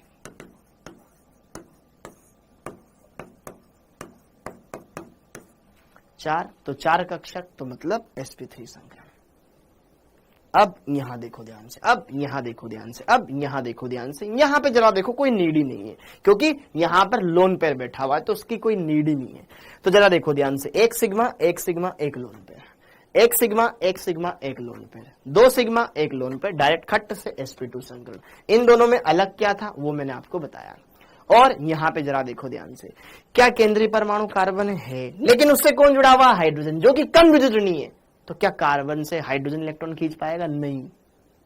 तो नहीं, तो नहीं, तो उस कक्षक की ऊर्जा ज्यादा ही रहेगी। तो संकरण में सिर्फ 3 ही कक्षक भाग ले पाएंगे, जो 3 सिग्मा बंध बना रहे हैं। तो सिर्फ 3 ही सिग्मा, 3 ही कक्षक भाग ले पाएंगे संकरण में। तो कितने नए कक्षक बनेंगे? 3 ही नए कक्षक बनेंगे। 3 कक्षक अगर बने तो संकरण क्या कहलाता है? sp2। तो ये तीनों के तीनों बंध sp2 संकरण के अनुसार ज्यामिति में उपस्थित रहेंगे। sp2 संकरण के अनुसार ज्यामिति में उपस्थित रहेंगे, अर्थात इसकी ज्यामिति ऐसा होगी, ये कार्बन 3 सिग्मा बंध बनाएगा जस्ट लाइक दिस, और ये जो इलेक्ट्रॉन है ये इसके कार्बन के पास p कक्षक होता है, तो p कक्षक में उपस्थित रहेगा। ऐसे उड़ गया,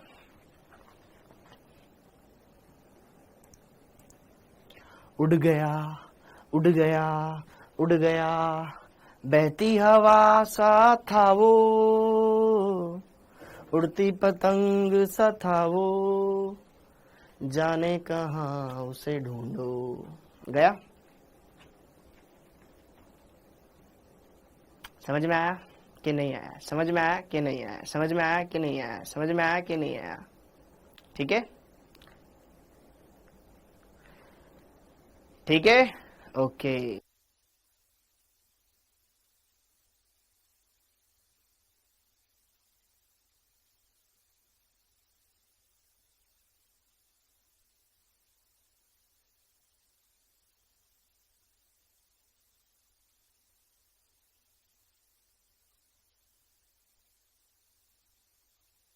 पे जरा देखो, क्लियर है?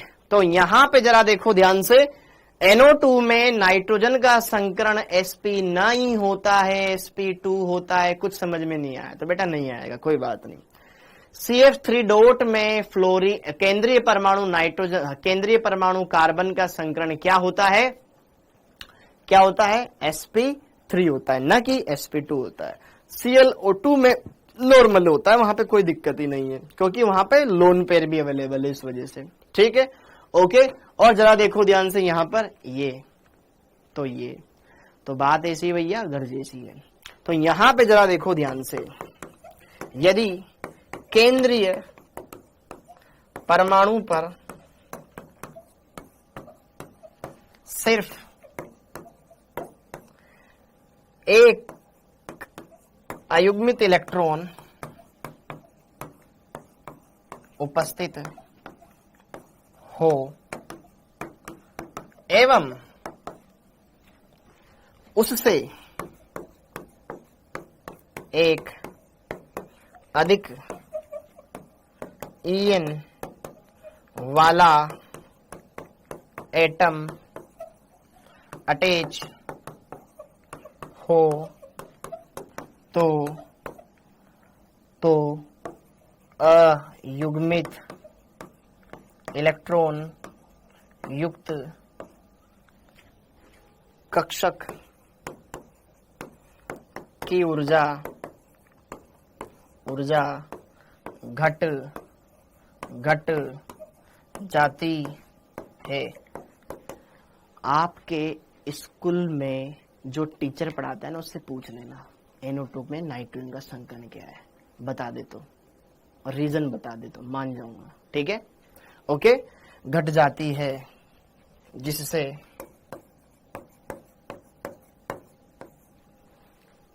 ओके, हाँ जी, जिससे, क्योंकि ये चीजें बेटा मतलब टॉप टीचर्स, मैं अपनी तारीफ नहीं कर रहा हूं, मैं अपने पर कभी नहीं ले रहा हूं, क्योंकि हमने भी कहीं ना कहीं दूसरों से पढ़ा है जो हम आपको पढ़ा रहे हैं।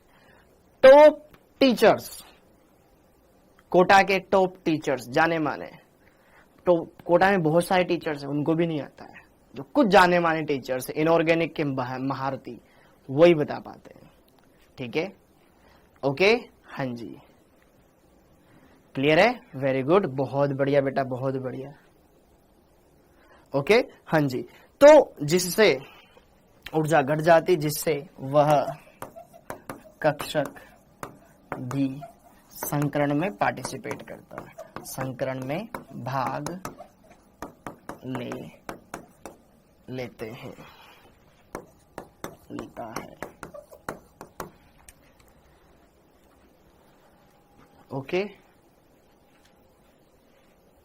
हाँ बिल्कुल, विनय कुमार 2 पाईबंद होंगे C2 में, पढ़ाया था, हाँ इंदौर में भी बेटा, ठीक है। जो बढ़िया मतलब होंगे ना वही बताएंगे, ठीक है। ओके, अब जरा देखो ध्यान से, यहाँ पर आगे पूछ के देख लेना, जिस स्कूल में तुम जाते हो ना पूछ लेना, लिख के दे रहा हूं, ठीक है। मैं पता है मैंने यहाँ पर डाउट नट पर बेटा, मैं टच वुड मैं बोलूंगा, मैंने 4-5 टीचर्स के केमिस्ट्री पढ़ाने के लिए इंटरव्यू लिए, 3-4 टीचर्स के, किसी को 10 साल का एक्सपीरियंस है, बहुत ज्यादा एक्सपीरियंस है, मुझसे भी कोई सीनियर है, मैंने बस इतना सा पूछा, सर ये बता दो, नहीं बता पाया, ठीक है, बता दिया, लेकिन उसके पीछे के कॉन्सेप्ट्स, कुछ छोटे छोटे कॉन्सेप्ट्स होते हैं बेटा, बहुत प्यारे प्यारे, तो यह चीजें ना आपको मजा आ जाएगा, ठीक है। ओके, मैं ये नहीं बोल रहा हूं कि यार कहीं ना कहीं सर आप तो देखो ना यार हमारे टीचर ने नहीं बताया यार, मतलब हम तो बहुत बढ़िया जगह पढ़ रहे हैं, ऐसा कुछ नहीं, हमें भी कुछ नहीं आता, हम भी सीख ही रहे हैं और आपको पढ़ा ही रहे हैं, अभी तो केमिस्ट्री का CH भी सीखे हैं, ठीक है। तो अगर आप देखोगे, डेप्थ में जाओगे, बहुत अच्छी अच्छी चीजें होंगी, हाँ जी। ओके, वेरी गुड, अब आगे देखो, अब आगे देखो, अब आगे देखो, तो यहां पर ये सारी चीजें क्लियर हो चुकी है, ये चीजें क्लियर हो चुकी है। ओके, हाँ जी, अब आगे देखते हैं बेटा, अब आगे देखते हैं। ओके, क्लियर है, अब आगे बढ़ते हैं। तो हमने यहां पर इन कुछ यौगिकों का संकरण देख लिया जो कि विषम इलेक्ट्रॉन वाले थे। अब कुछ और कंपाउंड्स, विषम इलेक्ट्रॉन वाले युक्त यौगिकों का संकरण। अब कुछ सहसंयोजक यौगिक ऐसे होते हैं जो गैसीय अवस्था में तो सहसंयोजक होते हैं, लेकिन ठोस अवस्था में आयनिक होते हैं। हाँ जी, कुछ सहसंयोजक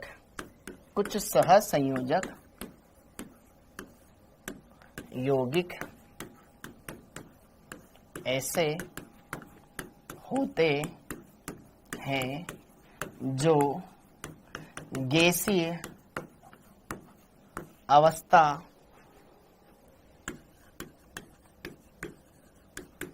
में आयनिक, गैसीय अवस्था में सहसंयोजक, गैसीय अवस्था में सहसंयोजक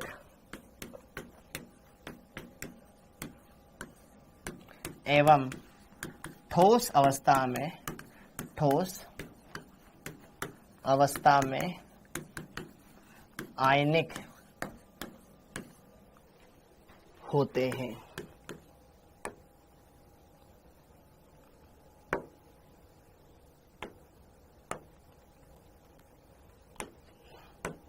ठोस अवस्था में आयनिक होते हैं, आयनिक होते हैं, आयनिक होते हैं, ठोस अवस्था में आयनिक होते हैं। तो आपसे पेपर में क्वेश्चन पूछा जाएगा कि यह कंपाउंड जो कि सहसंयोजक है, ठोस अवस्था में आयनिक रूप में पाया जाता है, तो इसके ऋणायन का संकरण बताओ। सोच पा रहे हो? एक अणु है ये जो कि ठोस अवस्था में पाया जाता है, तो हो सकता है उसका धनायन भी ऐसा बने जिसकी संरचना देखी जा सके और ऋणायन भी ऐसा बने जिसकी संरचना देखी जा सके। तो दोनों में केंद्रीय परमाणु का संकरण बताओ। गई सरकार, ये तो पढ़ा है नहीं। तो जरा देखो ध्यान से यहां पर, तो कुछ सहसंयोजक यौगिक ऐसे होते हैं जो, कुछ यौगिक ऐसे होते हैं जो कि गैसीय अवस्था में तो सहसंयोजक, जो कि हमने अभी तक देखे, सबको गैसीय मान के निकाला है, लेकिन कुछ ऐसे होते हैं बेटा जो कि ठोस में आयनिक होते हैं। जैसे कि देखो ध्यान से उदाहरण, PCl5, PCl5, PCl5, ठीक है। सॉलिड स्टेट में PF5 नहीं, सिर्फ PCl5, PCl5 सॉलिड स्टेट में, गैसीय में तो सिर्फ PCl5 रहेगा, लेकिन सॉलिड स्टेट में ये पाया जाता है PCl4 प्लस PCl6 माइनस के रूप में। इसके दो मॉलिक्यूल आपस में कंबाइन हो जाते हैं। ये PBr5 सॉलिड स्टेट में PBr4 प्लस, और आप सोच रहे होंगे ये आना चाहिए था, नहीं, सिर्फ Br माइनस आता है, इस रूप में पाया जाता है। तो इसमें सिर्फ धनायन का आपको केंद्रीय परमाणु का संकरण निकालने को बोला जा सकता है।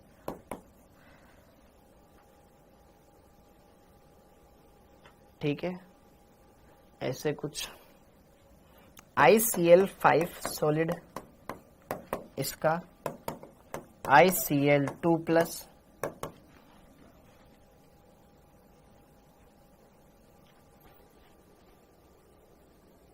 ना यार, ना ना ना, मैंने खुद ने गलत लिख दिया ये।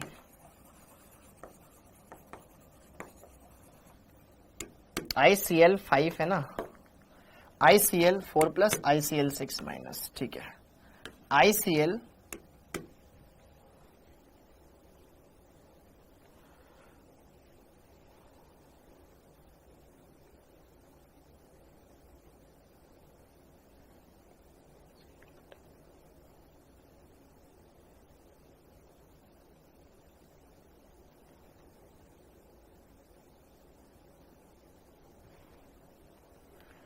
ICl2 प्लस और एक होता है ICl3, ये तो ICl3 तो बन जाएगा, ठीक है।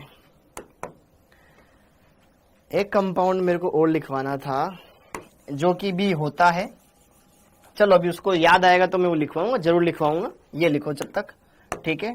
I2 सॉलिड स्टेट में इसके तीन मॉलिक्यूल कंबाइन होते हैं, ये पाया जाता है I3 प्लस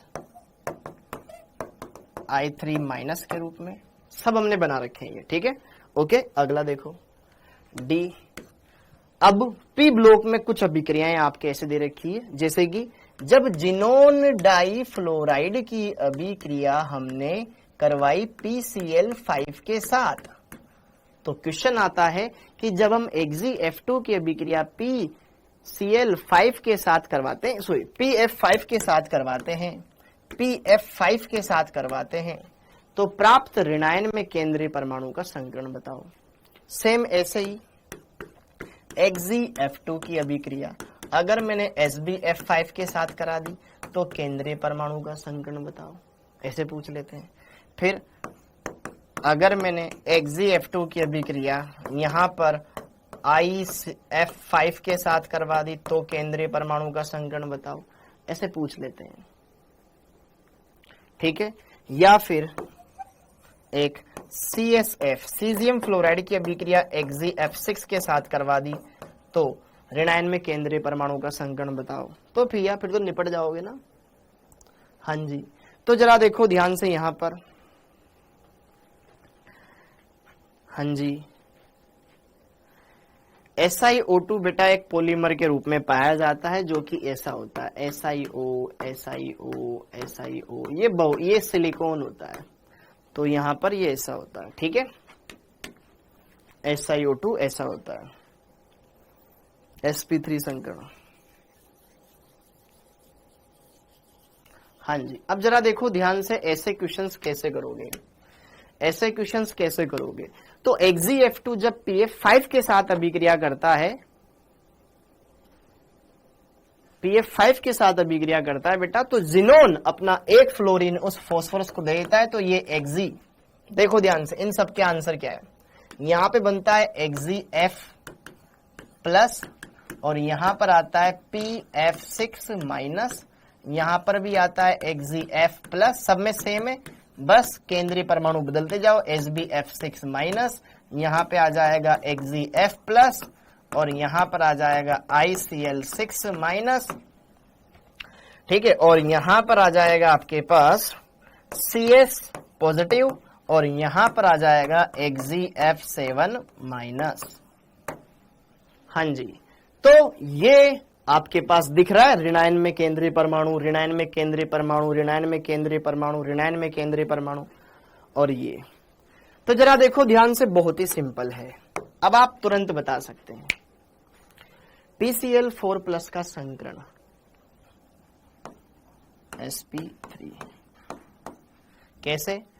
फॉस्फोरस के बाइतम कोश में 5 इलेक्ट्रॉन होते हैं, एक निकाल दो 4, 4 सिग्मा, तो sp3, क्योंकि धनावेश है ना फॉस्फोरस पे, ये धनावेश केंद्रीय परमाणु पे मानना है, ठीक है। IF6 नहीं आएगा, कहीं पे भी नहीं आएगा, IF6 आएगा क्या कहीं पे? अच्छा IF6 आएगा, हाँ यहां जरूर आएगा, IF6 आएगा। हाँ जी, जरा देखो ध्यान से, फॉस्फोरस पर ऋणावेश, फॉस्फोरस पर 5 इलेक्ट्रॉन होते हैं, एक और आ गया 6 हो गए, 6 क्लोरीन जोड़ दो, 6 में sp3d2, वेरी गुड आकांक्षा, sp3d2, PBr4+ sp3, सिंगल का कोई संरचना नहीं होता, I3+, 3 आयोडीन है, sp3 बनाया हुआ है, I3 माइनस को रेखीय संरचना, 3 लोन पेयर केंद्रीय परमाणु पर पढ़ाया हुआ है सबका, sp3d2, sp3d पढ़ाया हुआ है, सब पढ़ा रखा है, तो आपसे पूछ लिया जाए ठोस अवस्था में। अब जरा देखो PF6 माइनस, वही फॉस्फोरस से 6 जुड़े हुए हैं, sp3d2, यहां पे भी 6 जुड़े हुए हैं, sp3d2, यहां पे भी 6 जुड़े हुए हैं, sp3d2, यहां पे इसका बता दो, बस ये वाला बता दो तुम तो, एक्सी7 माइनस, एक्सी7 माइनस, एक्सी7 माइनस का संकरण बता दो।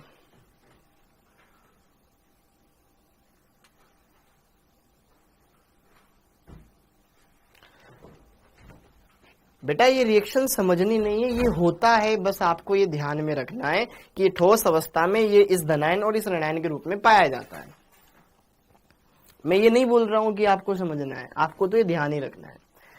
जिनोन, ऋणावेश जिनोन पे लो, क्योंकि फ्लोरीन अगर ऋणावेशित हो जाएगा तो बंदी बनाएगा नहीं, वो F- के रूप में अलग हो जाएगा, तो केंद्रीय परमाणु जिनोन पे ऋणावेश, जिनोन के पास होते हैं 8 इलेक्ट्रॉन, लेकिन एक और आ गया, कितने हो गए 9, 9 में से 7 चले गए बंद बनाने, तो 7 सिग्मा, 2 इलेक्ट्रॉन मतलब 1 लोन पेयर, 8 तक का तो हमने पढ़ा ही नहीं, 7 का पढ़ा, sp3d3, 8 होता तो sp3d4, sp3d4, sp3d4।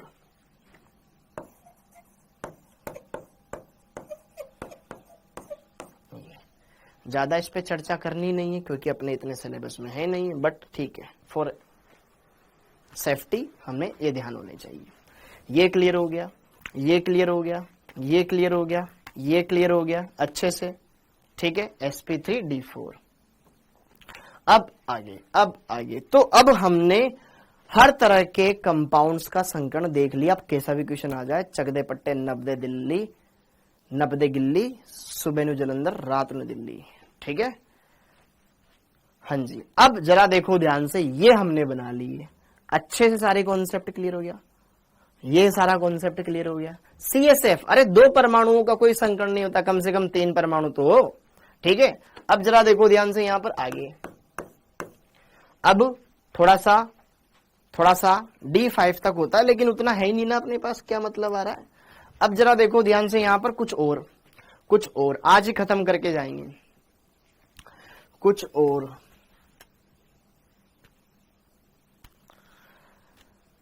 ठीक है, दो छोटे छोटे कॉन्सेप्ट।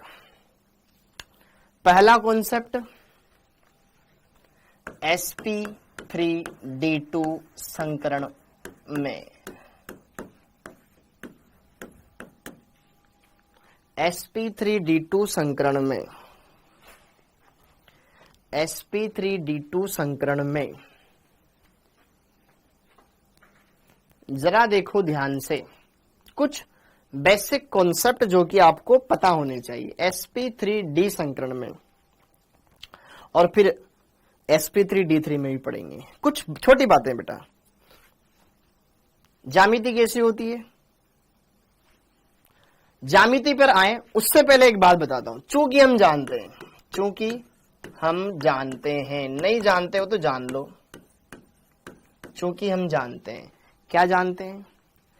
यदि प्रतिशत s लक्षण बढ़ते हैं, अगर बंद में प्रतिशत s लक्षण बढ़ रहे होते हैं तो क्या होता है बेटा? क्या आप बता सकते हो? हमने पढ़ा था बंद सामर्थ्य पे क्या फर्क पड़ता है प्रतिशत s लक्षण की वजह से। अगर प्रतिशत s लक्षण, अरे sp3d संकरण की बात कर रहा हूं मैं, उनकी बात नहीं कर रहा हूं, अलग से टॉपिक है।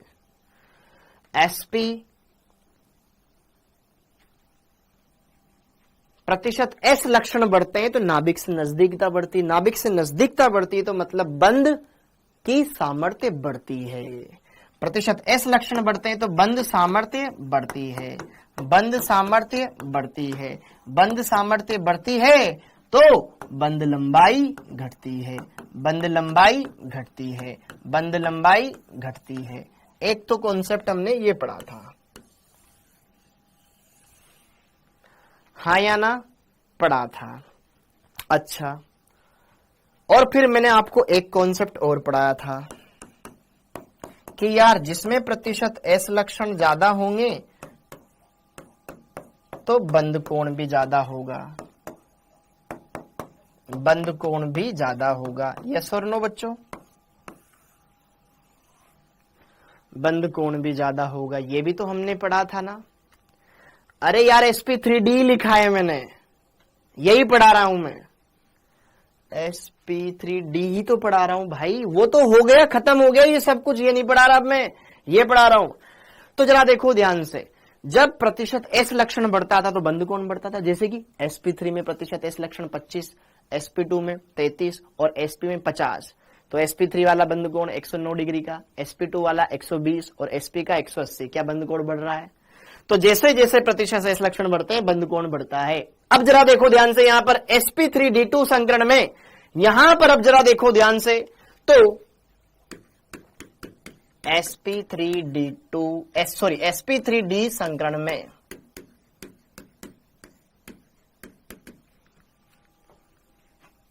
खास बात, इसमें दो तरह की स्थितियां पाई जाती है, स्थितियां पाई जाती है, पाई जाती है। बाई चांस तुम्हें कहीं क्वेश्चन देखने को मिल जाए तो फिर बोलोगे सर आपने तो पढ़ाया ही नहीं। पाई जाती है, एक अक्षीय, दूसरा निरक्षीय।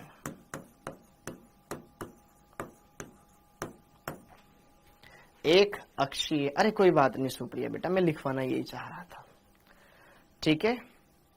एक होती है अक्षीय, दूसरी होती निरक्षीय। अब sp3d2 क्या होता है सर? ऐसा होता है ना, मान लो जैसे कि मैं A ले लेता हूं यहां पे केंद्रीय परमाणु, ये B, ये B, ये B, 3 परमाणु ऐसे रहेंगे, तो ये निरक्षीय। पेन की शाई खत्म हो गई तो बेटा मेरे पास तो पेन है ही नहीं, अपना पेन लेके आ जाओ, ठीक है।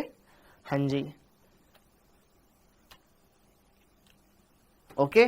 और एक होती है ऊपर और एक होती है नीचे।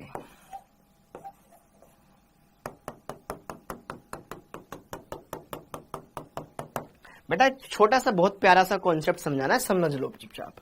जरा देखो ध्यान से, ये वाली ऊपर नीचे वाली स्थिति, ये वाली स्थिति कहलाती है अक्षीय, अक्षीय पोजीशन, ऊपर नीचे वाली अक्षीय, ये भी अक्षीय, ये अक्षीय, ये भी अक्षीय है, ठीक है। और ट्रायंगल वाली निरक्षीय होती है, ट्रायंगल वाली निरक्षीय होती है। बेटा टाइम कभी रुकता है क्या? रुकने से ये निरक्षीय है। हाँ जी, तो अब जरा देखो ध्यान से, आपको काम की बात बताता हूं, समझना। हाँ जी सर, इस टॉपिक के बाद हम बातें करेंगे। अरे वाह, जरा देखो ध्यान से यहां पर, क्या यह क्षैतिज के साथ कितने डिग्री के कोण पर है? बेटा मेरे को बता दो। ऊपर वाला क्षैतिज के साथ 90 डिग्री के कोण पर है, ये त्रिभुज ऊपर वाला और नीचे वाला 90 डिग्री पर है। समझना, एक कॉन्सेप्ट बताओ ना यार। 90 डिग्री पर है, वेरी गुड, ये 90 डिग्री पर है। तो मतलब निरक्षीय अक्षीय स्थितियां क्षैतिज से 90 डिग्री पर है, जबकि यह तीनों भुजाएं एक दूसरे से 120 डिग्री पर है। ये वाली, ये वाली, ये वाली 120 डिग्री पर है। तो अगर आपसे मैं पूछूं बंद कोण कहां ज्यादा, बंद कोण कहां ज्यादा, अक्षीय वाले पर या निरक्षीय वाले पर? तो आप कहोगे सर अक्षीय से ज्यादा बंद कोण तो निरक्षीय पर है, निरक्षीय स्थिति पर है। तो बेटा अगर बंद कोण ज्यादा है तो क्या प्रतिशत एस लक्षण भी ज्यादा वही है? सर बंद कोण ज्यादा है यहां पर तो प्रतिशत एस लक्षण भी ज्यादा यही है। गेस करो। अक्षीय पर बंद कोण कम है, 90 डिग्री का है, और यहां पर ज्यादा है, तो इसका मतलब अक्षीय बंद की तुलना में निरक्षीय पर प्रतिशत एस लक्षण ज्यादा है। अच्छा, अगर प्रतिशत एस लक्षण ज्यादा है तो क्या बंद छोटे हो जाएंगे? अगर प्रतिशत एस लक्षण ज्यादा है तो क्या बंद छोटे हो जाएंगे? यस। तो जरा देखो ध्यान से, तो बंद लंबाई के बारे में मैं आपसे पूछूं, बंद लंबाई के बारे में मैं पूछूं, अक्षीय की तुलना में निरक्षीय बंद छोटा होगा, ये बड़ा होगा। क्या ये बात क्लियर है?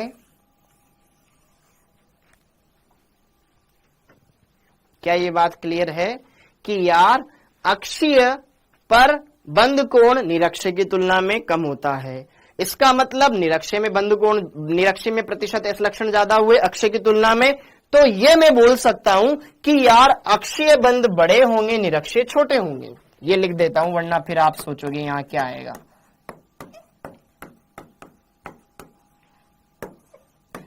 अर्थात अक्षीय बंद बड़े होंगे निरक्षीय से। तो अभी तक आप ये समझ रहे थे कि यार पांचों बंद समान लंबाई के हैं, तो ये ऐसा नहीं है।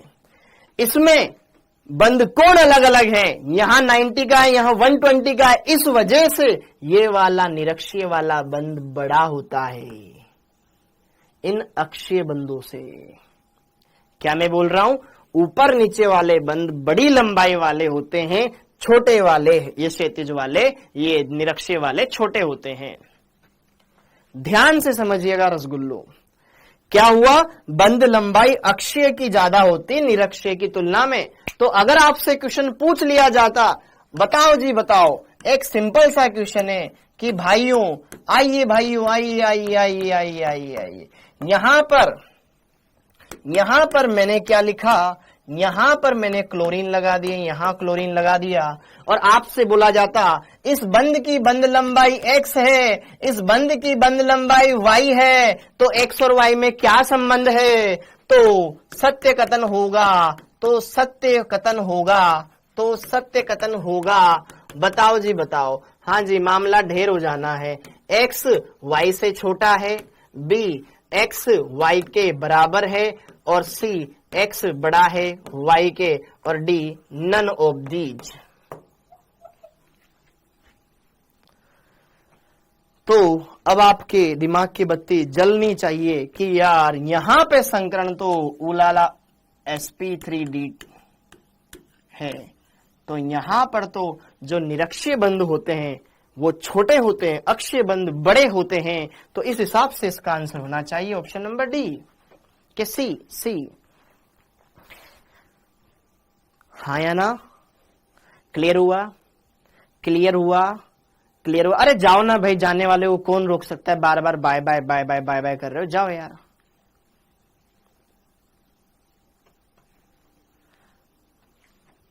क्लियर हो गया?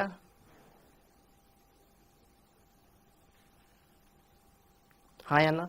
दोबारा से देखो ध्यान से, दोबारा से देखो ध्यान से यार। अक्षीय बंध 90 डिग्री पर है, निरक्षीय 120 पर है, तो हम बोल पा रहे हैं निरक्षीय में बंध कोण ज्यादा है।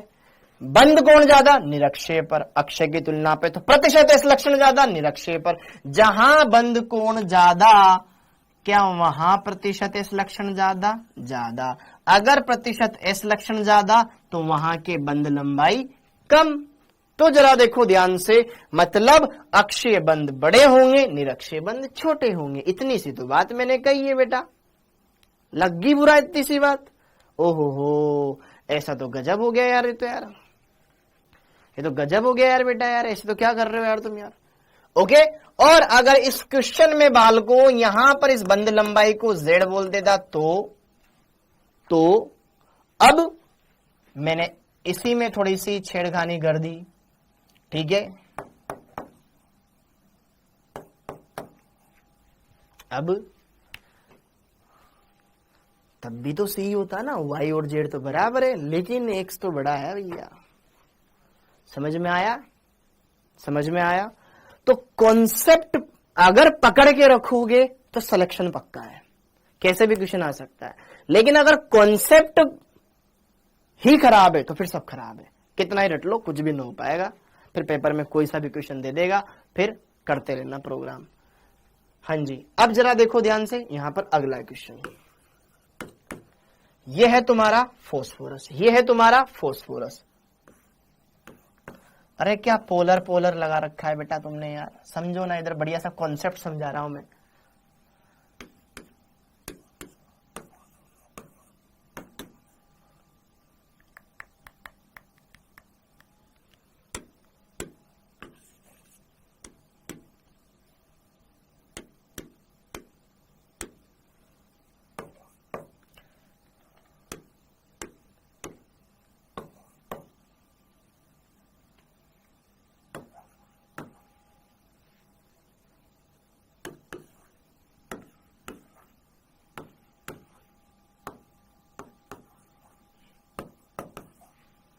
ये 5 बंध है, 1 2 3 4 5, 1 2 3 4 5, 5 बंध है, ठीक है। तो इन बंधों की बंध लंबाइयों का सही क्रम होगा, सही क्रम होगा। बता दो बेटा। हाँ जी बिल्कुल, फिर बेटा इसके बाद गप्पे मारेंगे थोड़ी देर, ठीक है। फिर इसके बाद ये वाला क्वेश्चन कर दो बस लास्ट, सब पढ़ा लेकिन क्वेश्चन ऐसा आ गया तो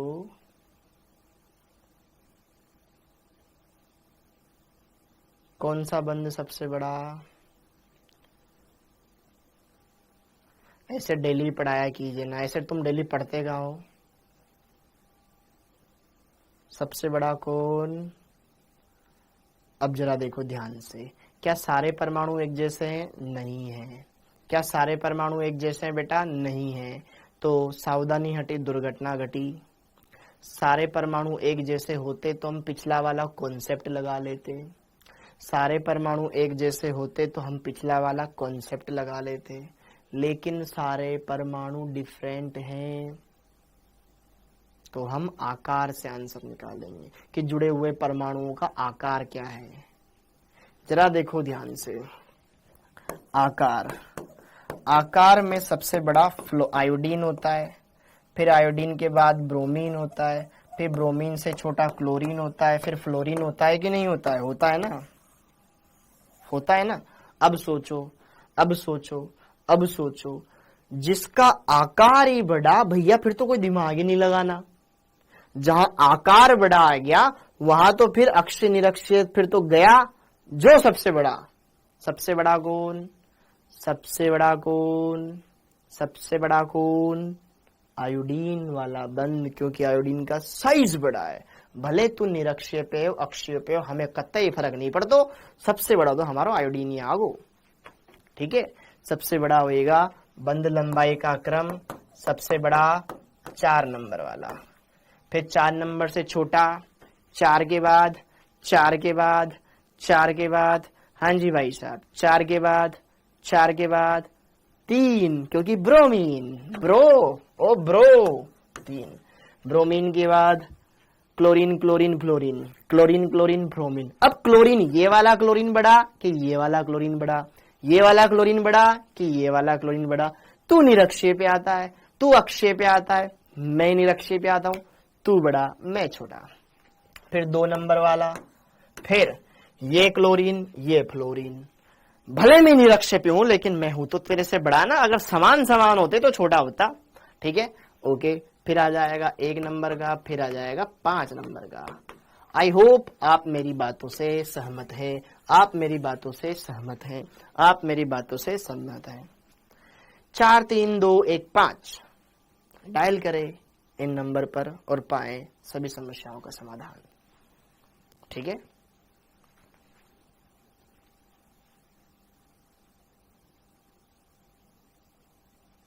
बोलो बोलो बोलो बोलो बोलो बोलो बोलो। सर आप पढ़ाना भूल गए हैं क्या, समझ में नहीं आ रहा है? हरिओम पाटीदार, बेटा तू पढ़ना भूल गया है क्या? ज्यादा पढ़ाई झेली नहीं जाती क्या? ओके, हाँ जी। तो जरा देखो ध्यान से, यहाँ पर ये क्वेश्चन बनाने में कोई दिक्कत आई किसी को? इस क्वेश्चन को बनाने में कोई दिक्कत आई? लेकिन अगर मैं आपसे ये 2 चीजें करवा दूं लेकिन एक चीज छोड़ दूं तो आपके लिए पाप है बेटा। 2 चीजें करवा दूं लेकिन एक चीज छोड़ दूं तो वो आपके लिए पाप है। क्या? और वो पाप का भागीदार मैं नहीं बनना चाहता। क्वेश्चन PF5,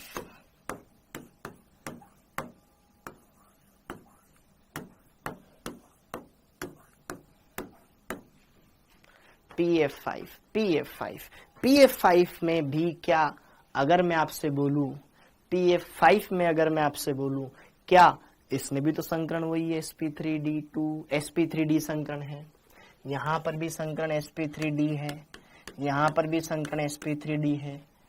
PF5 में सभी PF बंद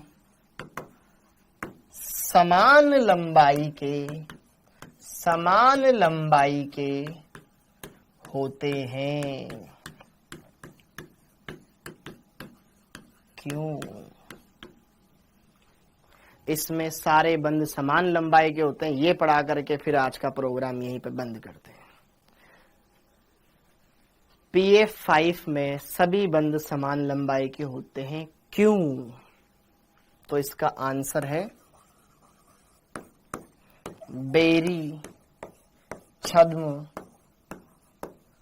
घूर्णन। बेरी छद्म घूर्णन, बेरी छद्म घूर्णन, बेरी छद्म घूर्णन, बेरी छद्म घूर्णन।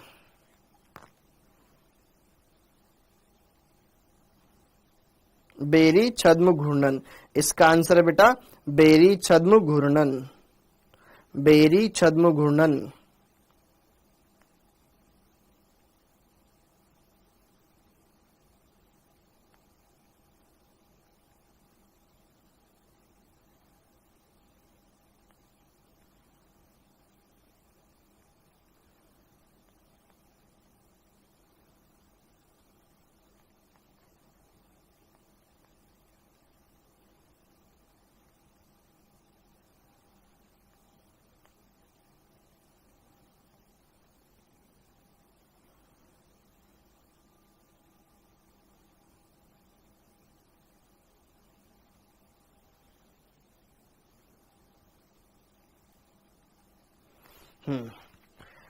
हाँ जी, अरे यार खाने का टाइम हो गया ना तो इसलिए रिप्लाई करना पड़ता है। हाँ जी, बेरी छद्म घूर्णन, बेरी छद्म घूर्णन, वरना फिर मेड ना खाना बना करके जाएगी या नहीं जाएगी वो बताना पड़ता।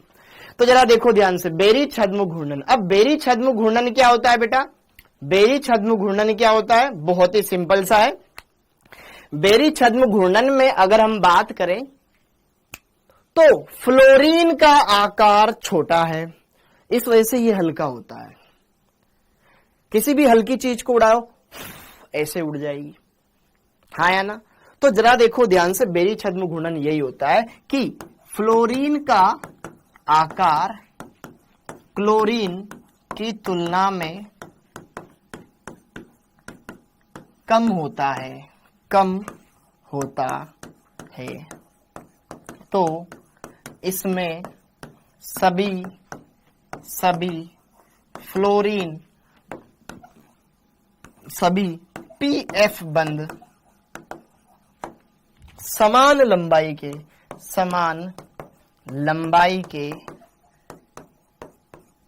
प्रतीत होते हैं, सभी समान लंबाई के प्रतीत होते हैं, सभी समान लंबाई के प्रतीत होते हैं। होता क्या है बेटा कि ये जो PF5 वाला होता है ना, जैसे अपन ने देखा होगा ना, कहीं मेले में जाते हैं तो एक पंखुड़ी लेते हैं अपन, फर करते करते करते करते गोल गोल घूमती रहती है, वैसे ही इसमें सारे के, अब मान लो उसमें एक पंखुड़ी छोटी एक बड़ी हो, ऐसे घूम रही हो, पता ही नहीं चलेगा कौन छोटा कौन बड़ा। सेम उसी तरीके से PF5 में भी सभी बंद समान लंबाई के होते हैं, PF5 में सभी बंद समान लंबाई के होते हैं। ओके ओके, अच्छा मैंने कहीं गलत लिख दिया क्या? हाँ जी, यहाँ sp3d3 आ जाएगा। वेरी गुड बच्चा, वेरी गुड, sp3d3 आ जाएगा भैया, sp3d3 आ जाएगा, ठीक है। ओके, तो इसी के साथ आज का प्रोग्राम यहीं पर समाप्त कर देते हैं। Okay, thank you. यही है बेरी शूडो, इसी को कहा जाता है बेरी शूडो रोटेशन, ठीक। ओके, हरिओम पाटीदार सही कर दिया। इसी के साथ आप सभी का बहुत बहुत धन्यवाद बेटा, गप्पे गप्पे बाद में लड़ाएंगे, ठीक है। ओके, पढ़ो अभी। आप सभी का बहुत बहुत धन्यवाद। Thank you, tata, bye bye, thank you.